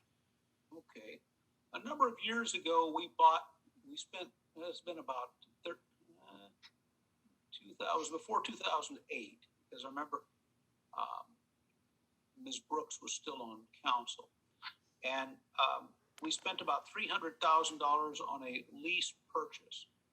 Are these lease purchases? I mean, that's a nice way to spread it. And then by the end of it, we owned them. And is this something we might want to look at instead of just putting out the $200,000 out of our pocket in 1 year? Is it something we want to look at over a period of time? We can, you get the vehicle and then you pay a lease purchase type thing for it. What do you think? That is definitely something that we can look at with Sonia's help. I'm not sure how to compare when it comes to financing a piece of equipment of this size and which way would be more beneficial to us. So definitely I'm open to looking into that. Okay, because if we could do something like that, it would take the blow, because we need this piece of equipment. You're talking about safety. Absolutely. And as long as I sit in the mayor's seat, any decision or any vote I take, safety is number one. Whether it be the safety of our citizens, the safety of our workers, the safety of our officers, the safety of our firefighters, whoever it is, safety is absolute and cannot be compromised. So whatever we can do, if we can do a lease purchase on these types of big ticket items. So if we need this thing now, we need it now. And we're not going to be. I don't want to be involved in compromising the safety of anyone working for this city, or anyone else in the city, or anyone else on the road. If the piece of equipment is not safe, not only for a person working on that equipment, but the people around it, on the road and everything else, that's something that can't be compromised. So let's find a way to get that done. Thank you. Thank you. And then on as far as from my position. I know like our fire boom truck is functioning, but won't be. We need to find a long-term financing plan to replace that because that is a lot of money. And what I would like to do is like that and like this boom truck. If we had the plan I'm recommending in place, we wouldn't be right here right now. And the plan I'm recommending put in place, I'd like to ask staff if they would and if council would go along, that we set up a matrix in every department that uses equipment. That we set up a matrix, and I'm sure that all the various companies and government agencies and everything else, the manufacturers and all, say, OSHA, everybody knows what reasonable life is. We need to have a track and a reasonable life and a financial track on each piece of equipment, so that when a piece of equipment is reaching the end of its useful life, it's going to be, the money is there to replace it. And that money is set aside over a period of time to do that. Right now, our finance staff has done a dynamite job setting aside general fund. But these kinds of things I don't think should be, these aren't discretionary. These aren't discretionary. These are vital. And I think if we had a program in place to to do this, then our equipment will just automatically be replaced at the proper time. And then, then the decisions about council, about things like the animal shelter and the airport, which is where I'd like to take this conversation next. Then we can, we can talk about those things because those are discretionary items. And so if council is good with that, to ask staff to set up some kind of an equipment maintenance matrix, financial and amortization type system, I think I don't know why we didn't do it in the past, but and I've been on the council for 14 years. I didn't realize it wasn't in place. So here I am. Let's do that. So we're running first class all the time. Mr. Mayor, are you asking for a motion on that? I don't, Council, are you asking for a future agenda item to put that on there so that we can make a motion to take care of that? Yeah, do we want to put that on an agenda, Gary? So Mayor, I think we can develop a equipment maintenance matrix just based on the consensus of the council now. Okay, let me go through council quickly to see if everybody's on board. Mr. Jones? Yeah, I'm on board, but keep in mind though, as time progresses, technology changes, and sometimes there might be a new tool out there that's better than the last, it's more efficient. So you're going to have these variables that you have to kind of factor in an expense for an unknown future item as well. So just something to think of. Okay, but I'm for it. You are in favor of some kind of a financial amortization? Absolutely, and everything you need a capital or amortization expense to on every piece of equipment out there. So I thought we already had something in place. Well, but we do for fixed assets. We We do have a schedule, and from a financial perspective on the value of them, it doesn't necessarily coincide with the. It's supposed to be the anticipated life use. So when financially we're doing an asset, that's assigned, but there's no refunding, like funding source to repopulate. That's basically what the fund balance is. And just because in 2008, we've been trying this whole time to climb out of this deficit, and then we get hit with a pandemic, it makes it quite difficult. You're going to find out as we do this, it makes it quite difficult to actually say, okay, let's set this aside. But it's very common in the finance world for us just to set up a capital replacement plan is essentially what it is. And so, like Gary said, if the council does want to do that, then internally we could do something. The funding aspect of it would probably be talked about, discussed through the budget process on an annual basis. Very good. Yeah, I'm specifically referring to I'm sorry. matrix and creating the matrix, not necessarily the available funding. Okay. We can certainly do a matrix. Sure. Mr. Jones? So Sonia, what you're talking about, is it as detailed as saying the lifespan of the exterior paint on City Hall? Or does it No, it's for capital asset purposes only. And we don't care about the paint on City Hall and the capital aspect perspective. I mean, in this, then we can go into that much detail if we like, but from a capital asset perspective, no. Okay, no, excellent. Thank you. Okay. Very good. Mr. Lambert, you on board with that idea? Yes, sir. I'm on board with that. I believe if we can get some type of ball rolling, even on the squad cars, I think it's going to help us out in the long run. Absolutely. We'll be back in this predicament again. Yeah, I agree. Ms. Lewis? Yeah, I agree. We need to have a matrix and to be able to begin to set aside funds for replacement other than just capital. So it makes it a lot easier when our departments come with these projects, and certainly as the city's record management system that's being requested, they've learned that the old system that we updated in 2014, we probably should have gone with the newer system.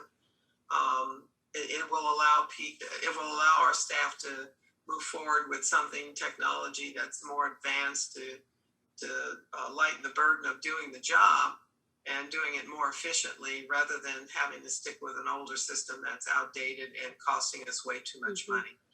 So I do agree. Thank you. Very good, thank you. And Mr. Yamas?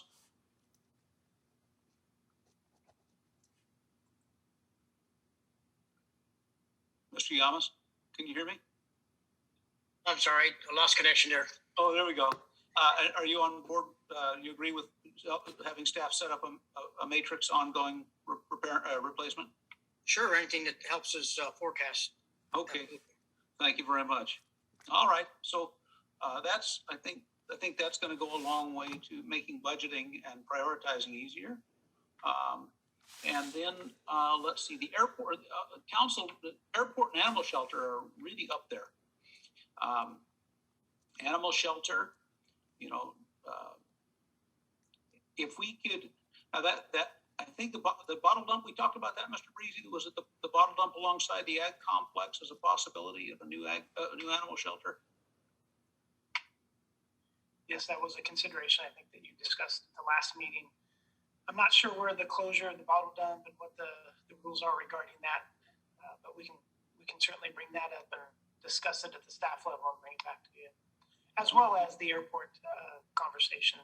I brought it up with staff after the last meeting, and there's quite a bit of conversation that it appears has gone on between the FAA and staff, and we'll make sure we get that summarized and brought back to you at a future council meeting. I remember the concept of the airport a few years ago when Mr. Kerrigan was here. The idea was that we would look at put the airport out there towards 165 and 152, and they were doing wind studies. And I don't think we ever really got an official return of the wind studies out there, did we? Yeah, I think they're wind studies that, don't quote me on this, but I believe the wind studies that previous Director Fashion had conducted were suitable for a new facility. But that's not the hurdle that we have to get over. It's the hurdle of the FAA and their involvement and requirements and their say-so in this process. And that's why I don't want to speak out of turn, but there's a lot of communication in the background between staff and the FAA that we need to get back together on, summarize that, and get it back up to you. I will just tell you now, I don't know that there was a lot of great communication with the FAA about the movement of our facility that made it even remotely reasonable for us to be able to pull off without having to expend a considerable amount of money. The FAA has a priority, and that's to keep airports. Yeah, that's why that's their priority. And so, if you're going to replace it, you're going to have to replace it at least with something equal. And yes, there's a lot of money. Ms. Souza, Ms. Elms, did you want to chime in on that or no? I don't know if you were. I saw you open up there. No, Gary got it. Okay, very good. All right, so we'll let staff continue talking the airport. The animal shelter. Let's just assume the airport's not going to be moved anytime soon. So let's address the animal shelter. We all have this as a priority because we know it's not really good. What are some ideas we could do? Like I said, the bottle dump is a possibility. There's also, some talk the possibility of adding it to the new police station, but I'm not sure if that's exactly the way the police station was be set up. But that's another possibility. The staff, what have staff talked about? Have you run things, discussed things, potentials for the animal shelter beyond just the $2 million upgrade there at that location? Yes, thank you, Mr. Mayor. The previous conversation with Indigo Consultants, they conducted a needs assessment for a new facility, and I think we had a couple different locations that we looked at.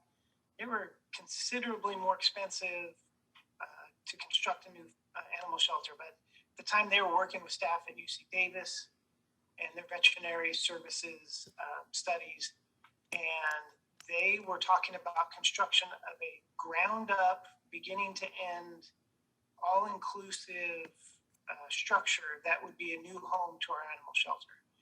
And so that meant we were leaving the existing facility behind and moving into a new constructed facility for the community. And that's where it got into the multiple millions of dollars in construction, even phased out. I think the first phase of costs was $4 to $6 million, if I recall correctly.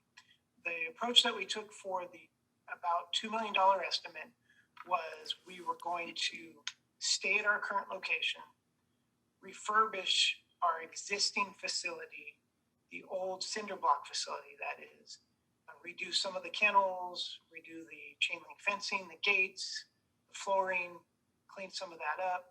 And then the new construction was going to be a new office space, a new medical facility, a new storage space, and really a long-term home for our staff in the animal control division, and make it a long-lasting home for them at a minimal cost. Now, could we have gone less expensive? Yeah, absolutely.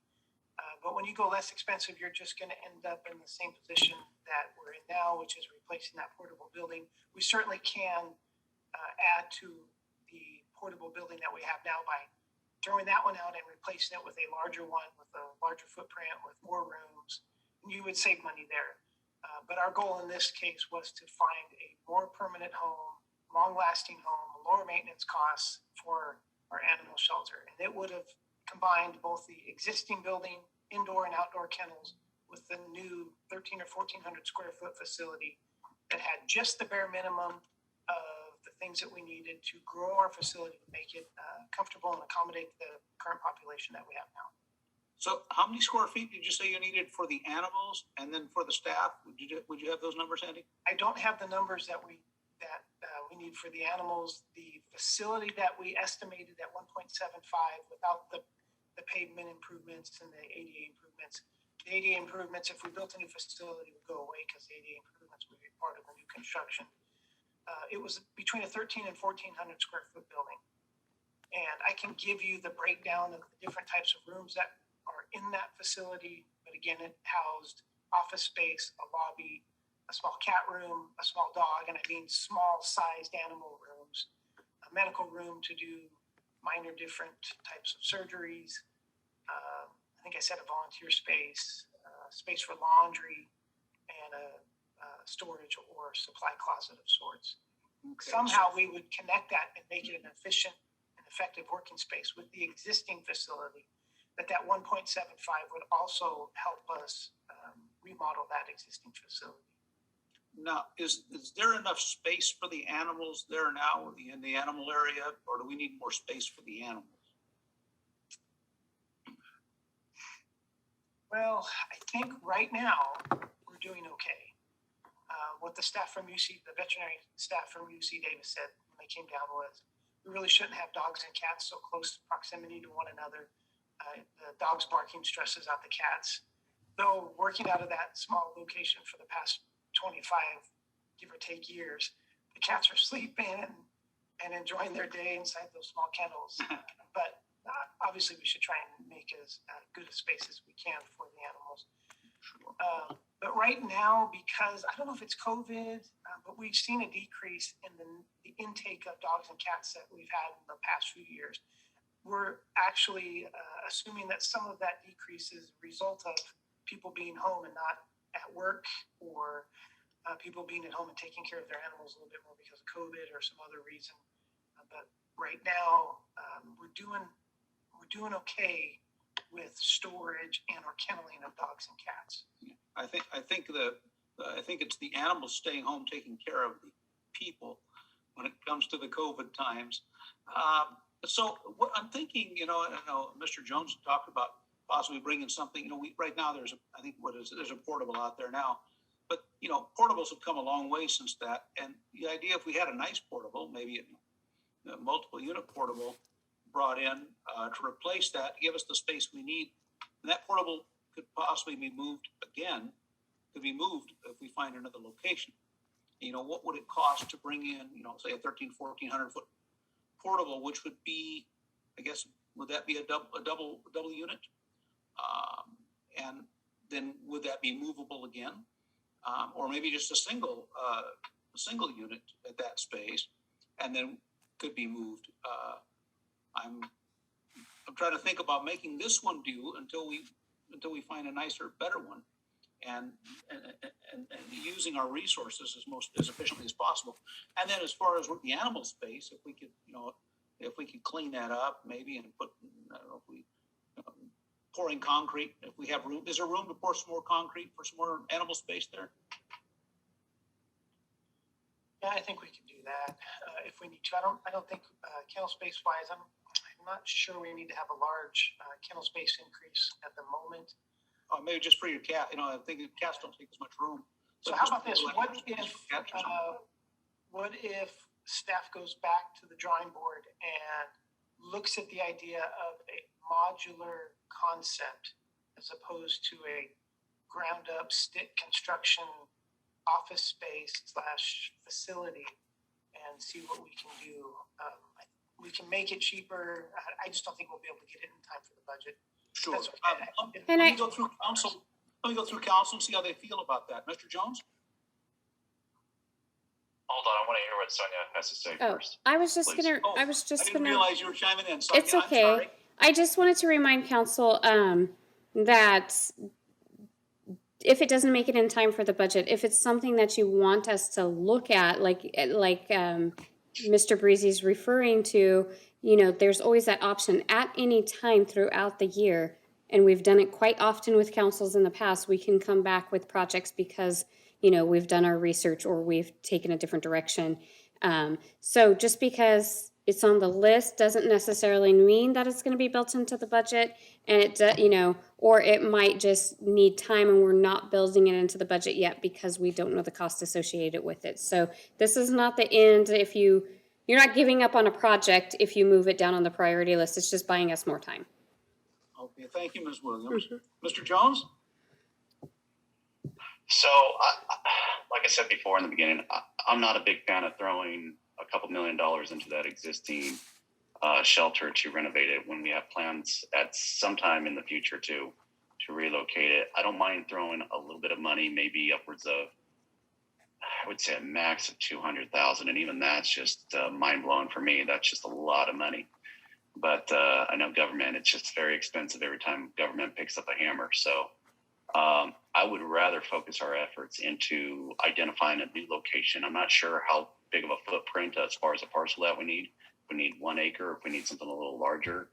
But, what staff was saying is out there by the bottle dump where the ag sports complex is, that may make sense since we have the animal park there. Maybe, it's easy to get in and out. I think a place that's inviting for residents to come, maybe volunteer, even adopt would be a lot better when we're looking at locations, keeping that in mind, because where it's at right now, it's kind of intimidating for people that are not familiar with that location to go out there by that airport. It's kind of creepy in a way. So I think we can find a new location that's kind of more user friendly would help out the next location for the shelter. So that's what I would like to push for, and hopefully the council's on the same page. Thank you. Thank you. You bet. Mr. Lambert? Well, I am interested in trying to find a new location, but for now, I am understanding we do need to get some type of a Band-Aid or what we can do to kind of get it up to code, basically. But I wouldn't want to spend a lot of money. I'd actually like to go out and take a look at it myself if I'm able to get that chance.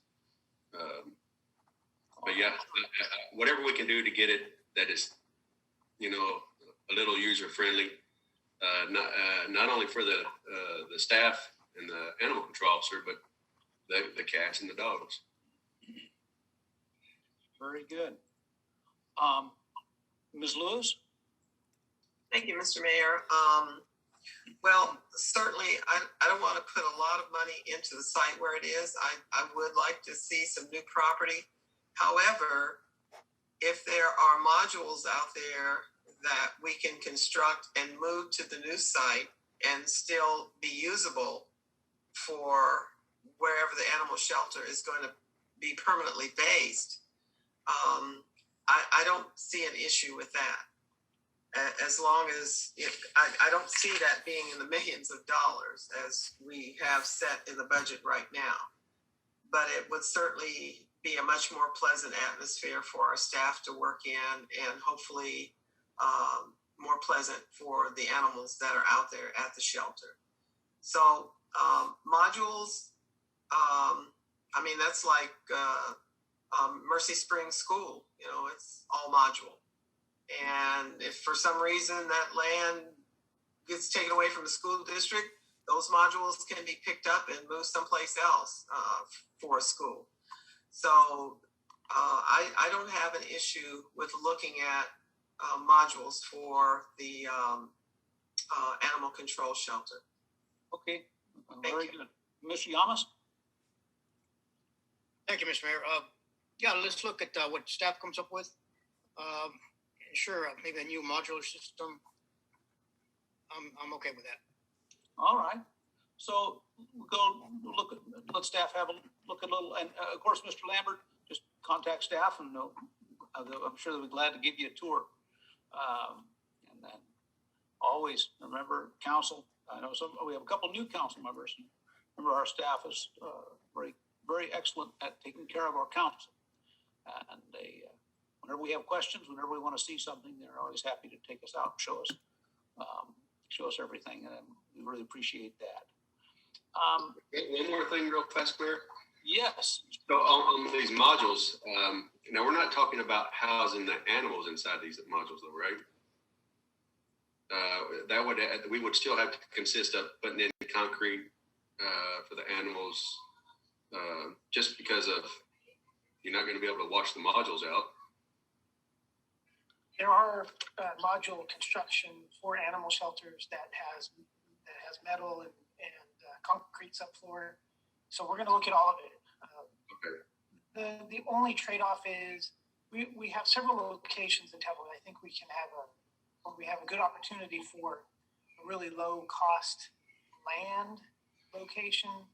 Anytime we're talking about moving the entire shelter and the things that go along with it, we're just increasing the cost. That was the only reason why we originally looked at the idea of upgrading the existing and putting in a little bit more permanent structure on the remainder of the facility to make it a good home for our shelter staff. But I think we have enough direction. I think I've heard enough to get us started in the process of moving forward with some alternatives. We can certainly do that. That's worth exploring again. We don't have a problem with that at all. We're always excited to move and spend some of that city funding on an animal shelter for our community. Thank you very much. Well, Mr. Mayor, yes, ma'am. Can staff look into modules as well as another portable? I just don't want to see us put any hard capital on the ground. That's what I don't want to do. So I'm just making a suggestion. That's exactly what we'll do, Councilmember. Okay. Yes, very good point. We can do that. Very good. So, excuse me.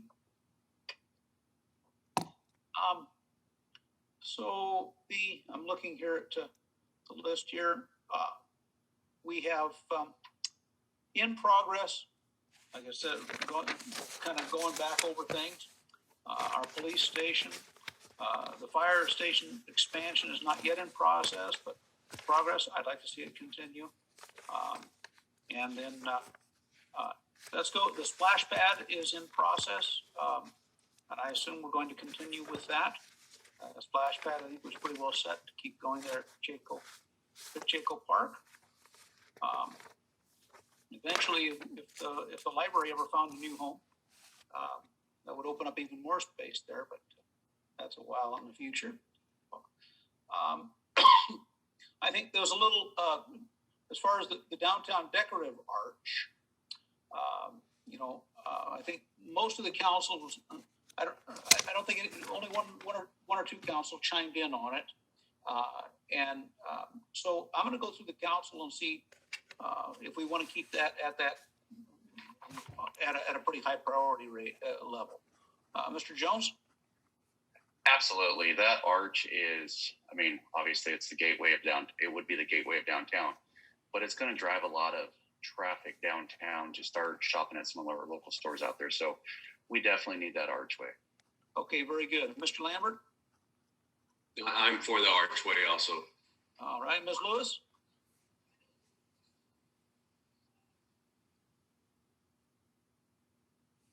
My cursor keeps disappearing.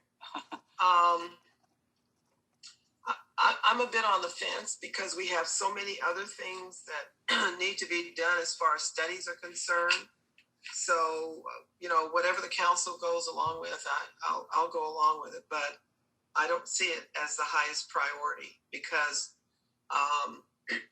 we need to have enough to drive people into the downtown area for that arch to be viable. But if that's what the council wants, then I'm okay with it. Thank you, Ms. Lewis. Mr. Yamas? Thank you, Mr. Mayor. Yeah, if we're gonna invest money and resources into the downtown, I think the archway is part of that concept. So yes, I just would like to see a little bit different design. Okay, well, we'll go ahead. It looks like the council wants to go ahead with that, and we'll have council involved as we pursue that onto the design. We also talked on downtown about that parking lot, those parking lots. I don't think we need to spend a lot of money for studies to just fix the parking lots that are there for now. Let's go ahead and bring those up to snuff, those that are owned by us, and make them nice. Maybe we put a little nicer signage on them. It doesn't cost a lot for that kind of thing. It doesn't cost any studies to do, and we can really make that start to come alive. That Jams 209, bringing the Crest Theater back to life is a really cool thing. And I think anyone who's lived here any amount of years knows how cool a building that is. And those of us that have been around a few decades extra remember what those old theaters were all like. And I know in Tracy they upgraded the Grand Theater and made it a beautiful theater. They really did it up. New one has the State Theater there. Jams 209, I noticed they kept the stage and the auditorium-like situation there, which I'm very pleased to see that when I saw the floor plan. So it's not essentially just a place to go out and have something to drink and eat. Looks like they've got a good potential for some downtown entertainment. So I think council. I don't think council wants to see millions of dollars spent on studies for parking lots downtown, but fixing up the parking lots, I think we're all good with that. And those are maybe 5-6 figure items, maybe 6-figure items. So council, yes, Mr. Jones. So I just wanted to let staff know, and which I'm sure they're already aware of, but the Downtown Association just wants to make sure signage, including wayfinding, things like that, is all cohesive. And so their branding matches with the city's branding. So I just want to make sure there's clear communication from our design for what we want to do for the parking lots. Kind of goes along with what the thoughts are for the Downtown Association. Okay. So hopefully we can just make sure we open up that line of communication there to make sure we can keep everything cohesive downtown. Very good. And I know Ms. Elms is on that on a regular basis. So that's vital. That idea of unified thematic presentation is. Mr. Mayor, if I may, can we ask the Downtown Association to give a report to the council, what type of design they're looking at, so that we can work together? I don't know that the city has a design at this point about the downtown, but if they have something in mind about how they want our downtown to look, and especially, if the council wants to put up the signage to lead into downtown. Even now, we don't have enough parking on the street, so it's imperative that the one parking lot we do have down on J and 7th, that we look at possibly rehabbing that as quickly to accommodate people who are shopping downtown. But with all of that in mind, I think talking about what we'd like and what they like, we need to have a report from them. And I think we're probably due for a report from the Downtown Association. So that would be a good time for them to give us some ideas, examples of what it is they want to see in the downtown area. Thank you. Mr. Mayor, Yes, if ma'am. I may add, Yeah. just as an update, we do have scheduled for the next city council meeting, the annual report from the Downtown Association on the Las Vegas Downtown Property and Business Improvement District. And in addition to that, as a part of our downtown strategic plan, and that guiding document, it does require that city staff would consult with the community and the Downtown Association to develop what that gateway signage would be. So we would definitely, this would be the community's, signage as well. And so we would solicit input from the community as well as the downtown. There is some renderings that were done. We talked previously about that study that the redevelopment agency had done on the downtown. And there is an old rendering of a beautiful gateway sign that I dusted off and showed to the Downtown Association, and they loved it. And that's what helped get the quote that was built into the capital improvement program. So it's based on, the feasibility of what it would take to build a sign like that, that was presented way back when. But we would need to refresh that. We'd need to go to the community and do some outreach with the community as well as the downtown and all of the merchants. This would be the community's archway for sure. So we would definitely provide that as a part of the program. So with that, Stacy, I think, and that's good. I'm glad to hear that. But we're talking, I think Councilmember Jones talked about signage. So you're talking about street signs, lights, all different things like that. If you're coming with a report, if they're coming with a report at our next meeting, then I would like to see samples of what it is that they would like to see in the downtown area. Pictures, just get some samples and show us what you would like to see in downtown. And therefore, it would give the city and the council the opportunity to work with them on what their proposal is. And, perhaps there are some ideas that staff and the council have in regards to, what we would like to see in the downtown as well. So we need to work together, but, I'm not a proponent of just having verbiage about what you want. You need to show me examples of what you want, because I'm a visual person, and I would think that the rest of the council would want to see what a proposal looks like. I mean, we're talking about spending a lot of money here, and it's just not appropriate for us to lay out this kind of money without seeing what is being proposed to us. So that's all I'm asking for. It's just, I know that won't be final right now, but some examples about what it is they want to see in the downtown area, that the city has to work and provide our portion of what we have to do. And that's generally the infrastructure.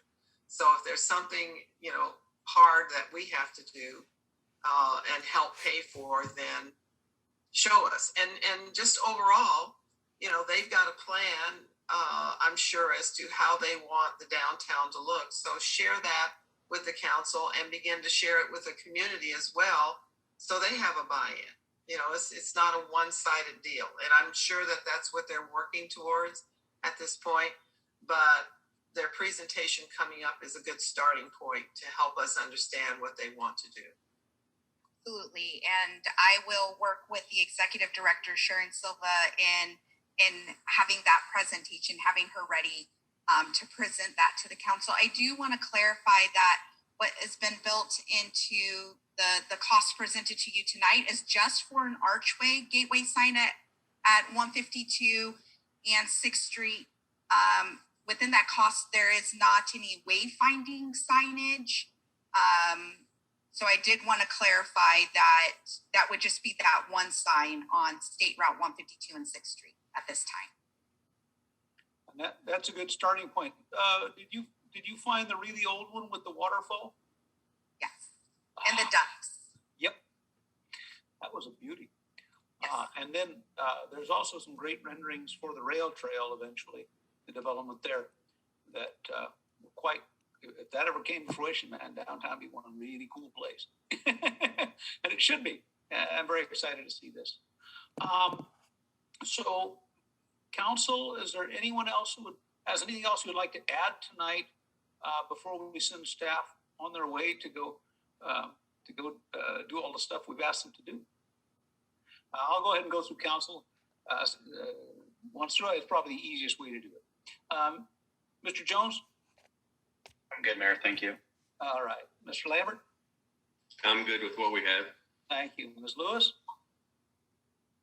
Nothing further, Mr. Mayor. And Mr. Yamas? Thank you, Mr. Mayor. Just your comments regarding the downtown parking and the study. For clarification, so are we still going with the study, or are we going to just rehab what we know needs to be rehabbed?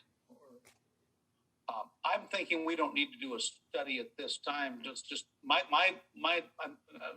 perception I got from council and I'm feeling is let's just fix the downtown parking lot that we have right now. And then, you know, if we're going to do that arch, then we're going to get some better ideas of how things are going to look and whatnot. So that's what I'm thinking. That's a low budget item. So are we discussing moving that up to a high goal, the rehab, a high priority?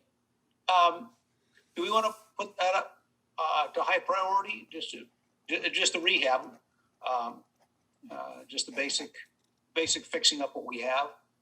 I'll go ahead and just look at everybody. If your cameras are on, if you want to nod, if you're good with that, just the rehab. Mr. Mayor, Councilmember Lewis, I'm okay with that. All right. Mr. Lambert, Mr. Jones? Mayor? Yes, sir. I just want to remind you, we actually have two parking lots downtown that the city owns, one on I Street too, behind the old Miller and Lux building. So it's not just one. Right. And do we want to rehab them both? I would think we'd want to, especially. We would want to rehab them both. I don't think they have to be done this year. I think some of the other infrastructure for downtown is probably more important to get going, but it is something that we need to probably put on the short list in the next 2 to 3 years. So. Okay. Well, that is your district, Mr. Jones. Yeah. And so I take a good deal of credence there from you. Council, do we want to put that rehab off over another year or two? Or do we want to get it done right away? I haven't been down there in a while, so I don't remember how bad it is.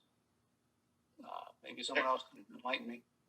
Mayor, they are bad, but it's not like there's a major pothole in there that's going to be a liability. They're dated. They're probably everything from landscaping to the asphalt is just getting rough. But again, I want to make sure that we focus on getting the infrastructure that's needed, like on the sidewalks, redoing sidewalks, things like that. So it's all needed, but the parking lot is probably not the first thing for the downtown I would focus on. So if we have to cut back funds, I would say cut that one first before cutting back some other things for the downtown. Okay. So that's what I'm. All right. Do we know how much it would be to put those pavers we still have in storage down? I forgot to bring that up. We still have pavers in storage. We did one side there on I Street, but we didn't do. I think we have enough pavers to do some more down there, but I don't remember how much we have or how much to do. So, Mayor, we have enough to do, probably another block or two, not enough to finish it off. But what we're talking about is a redesign of even where the boundaries are of the sidewalk. So there's going to probably be some bulbs on the corner, some parklets, things like that. So it's a complete redesign, not just taking what we have and replacing it with pavers. It's maybe extending out the sidewalks in some area to accommodate outdoor dining in some key locations. So probably what we really need to spend the money on is an architect that can take our ideas as council and staff and the downtown association and do a colored rendering of what it would look like. And so that way we have a clear picture of what we're going to get when we start spending those big dollars. Okay, so taking a little different direction here, and that's okay. We'll just see if we can codify this and get. So what you're recommending, Mr. Jones, is that we don't do the hard work, the the concrete work, concrete meaning roads and stable and all that, that we just do a design at this point? The design is crucial because that will tell us where we're going, because I don't think we're going to be able to build this thing out over the next couple of years. I think it's going to take a little more than that. At least the design gives us the game plan of what we're going to do and where we're going to do it at. I think each linear foot of each block as far as the sidewalk needs to be mapped out as far as what it's going to look like. You know, and we're not just throwing pavers in, we're addressing things from utilities to the width of the sidewalk. We may even have to address the crown in the road if it's too high. So there's going to be quite a bit that we have to address here. So on high priorities, The funding for all of that, the funding for that would be, when you start tearing up roads, what would be the funding for all of that, Ms. Williams? so that's what I mentioned before. We don't know. We have the design for the underground at 36,000 and the design for the streetscape at 85,000 as a high priority. So that design would allow us to figure out what those costs are. We're making an assumption that the underground construction is about 1.5 million, and that the design and the street lighting is about 1.2 million. But for the streetscape, because we don't know what that consists of, is it what Mr. Jones is talking about, where we're just revamping the entire downtown? That's going to get into the tens of the millions of dollars. If we're just putting in pavers, that's obviously not the same impact.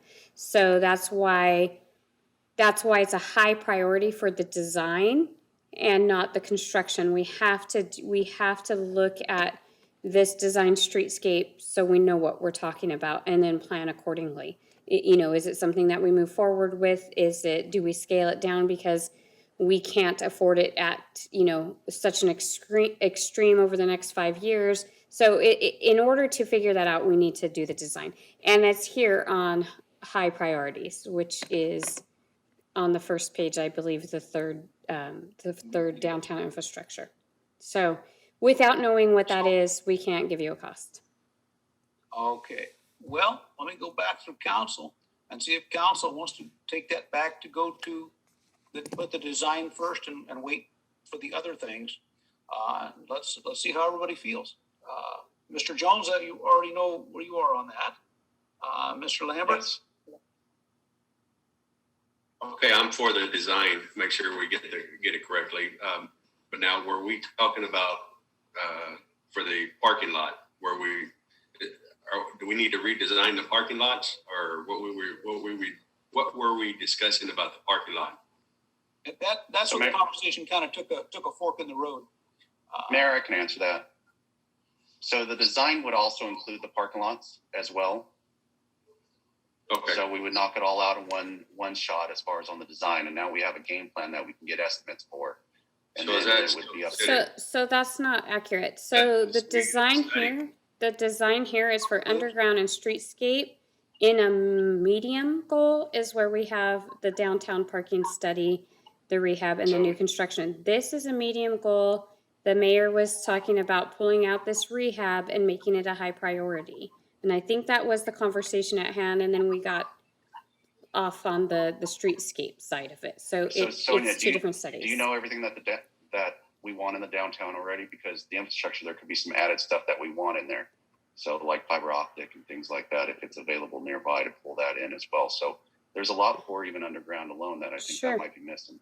Sure, and that's why this is just, that's why that estimate is just 1.5 million. It's just a base. It's not, this is what we're doing it for. And I think that when you get to the streetscape part, because it's such unknown, and like, one council member's talking about putting pavers in, and another council member's talking about redoing the whole thing, and that's why we just can't even estimate a cost. And that's why the studies are necessary.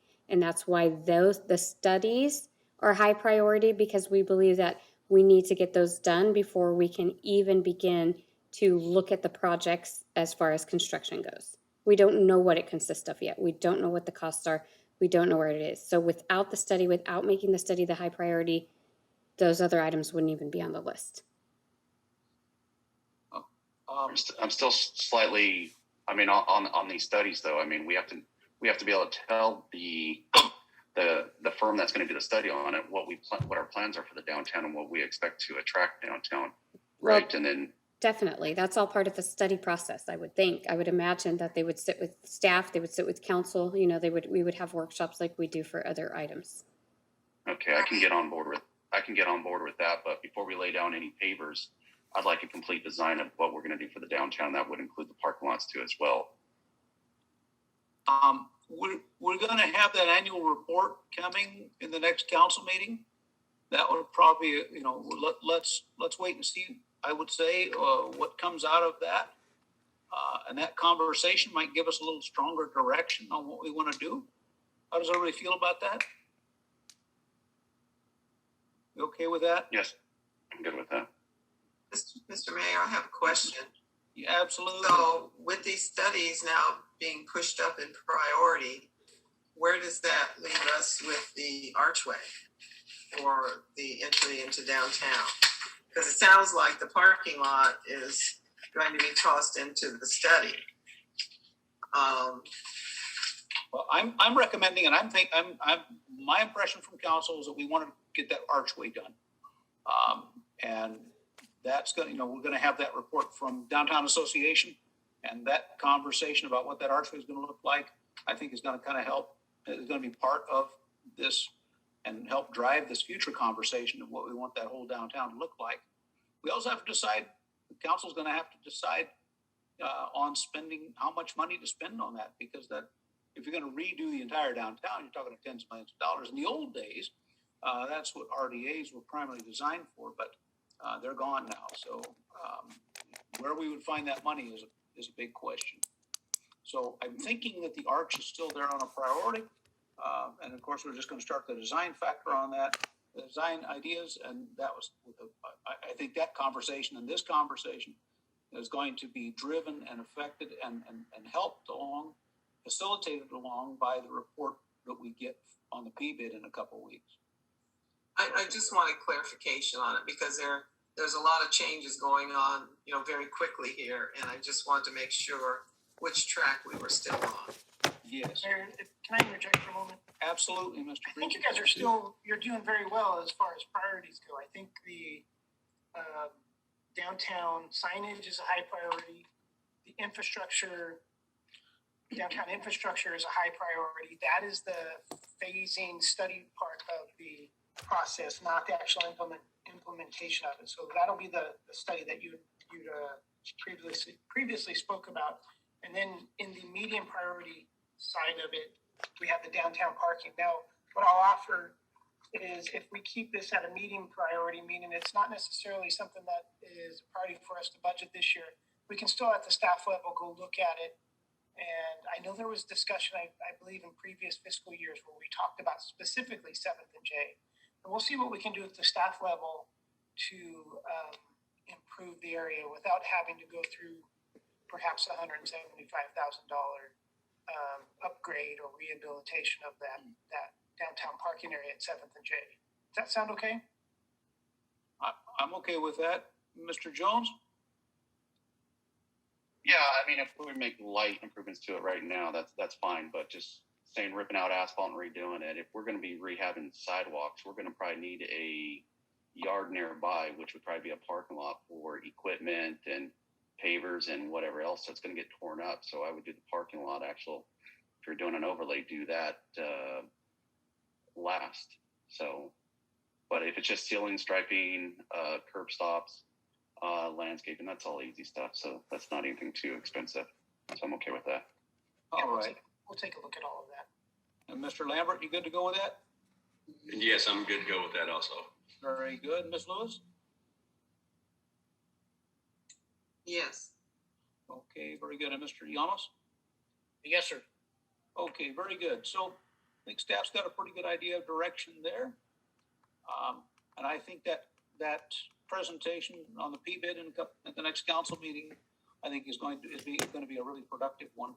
Going to open up a lot of interesting, good conversation there. So we're ready for next steps. Ms. Williams? Okay, so the finance department is currently working on building the budget. We did receive the department worksheets back already, and what we do now is we we go through them, we make sure they're not missing anything, and then we put the budget together. We will have now be able to incorporate some of these ideas, and then we'll have department meetings beginning on 4/19, and it's just a continuous process before then. Usually we have one budget workshop, and it is a separate meeting of itself to discuss the budget, and then we take it at the last meeting in June for adoption. That gives us, again, time to make any changes that council sees fit. However, what we're looking at today, partially because there's a new council, we brought the priority workshop back, is possibly having two, and of course this is at council discretion. So we were thinking about doing the preliminary workshop on May 19th, which is actually a council meeting. I know the city clerk has been working on not putting anything else on that day, so we can just focus on the budget workshop. And I just wanted to see if council was okay with that, because I know like this priority workshop was originally scheduled for a council meeting, and we pulled it and made it its own. So it's your choice if you want to do the first workshop on the 19th at the regularly scheduled council meeting. And if so, then we could possibly have a second workshop on the 27th if we need that workshop. We may not need that workshop. Or we could skip the council meeting and go straight to the 27th and have it stand alone like we did tonight. I just kind of wanted to get direction from council on that. Okay, so our three options are once at a council meeting, and then once at the following week, or then the other option is just once at a council meeting, and then the other option is just once on its own. Yes? That's correct. Okay. We could always schedule a secondary one if necessary. All right, let's go through council and see what everybody would like to do. Mr. Jones? I just want to make sure we allocate enough time to go over it thoroughly. That's all. I don't care when. Okay, very good. Mr. Lambert? I'm the same here. I believe if we can get it thoroughly on the May 19th, okay. I'll be okay with that. Okay, very good. The 19th then. And Ms. Lewis? Yes, Mr. Mayor. I guess maybe I'm a little bit more cautious because we've had a lot of other things that have come up during our regular council meeting that have become emergent. So if that's not going to be the case, then I don't mind dedicating it to a council meeting, but not having our calendar filled with a lot of other things that we have to hear. If that's the case, then I'd rather have it separate so that we can concentrate on the budget alone. Okay, very good. And Mr. Yamas? Yes, sir, Mr. Mayor. The 19th is fine. Okay, so let's go ahead and plan for the 19th. If we find that the budget, the agenda is having to fill up a whole bunch, then we might want to relook at that. But let's go ahead and plan for the 19th right now. Then if we find we run from there, then we find we need another session, then we can go on the 27th. We'll hold those dates open. Okay, great. Thank you so much for your input. Thank you, everyone. That's all I have. All right. So, very excellent work from our staff. Wonderful conversation from our council. With that, Chair will entertain a motion to adjourn.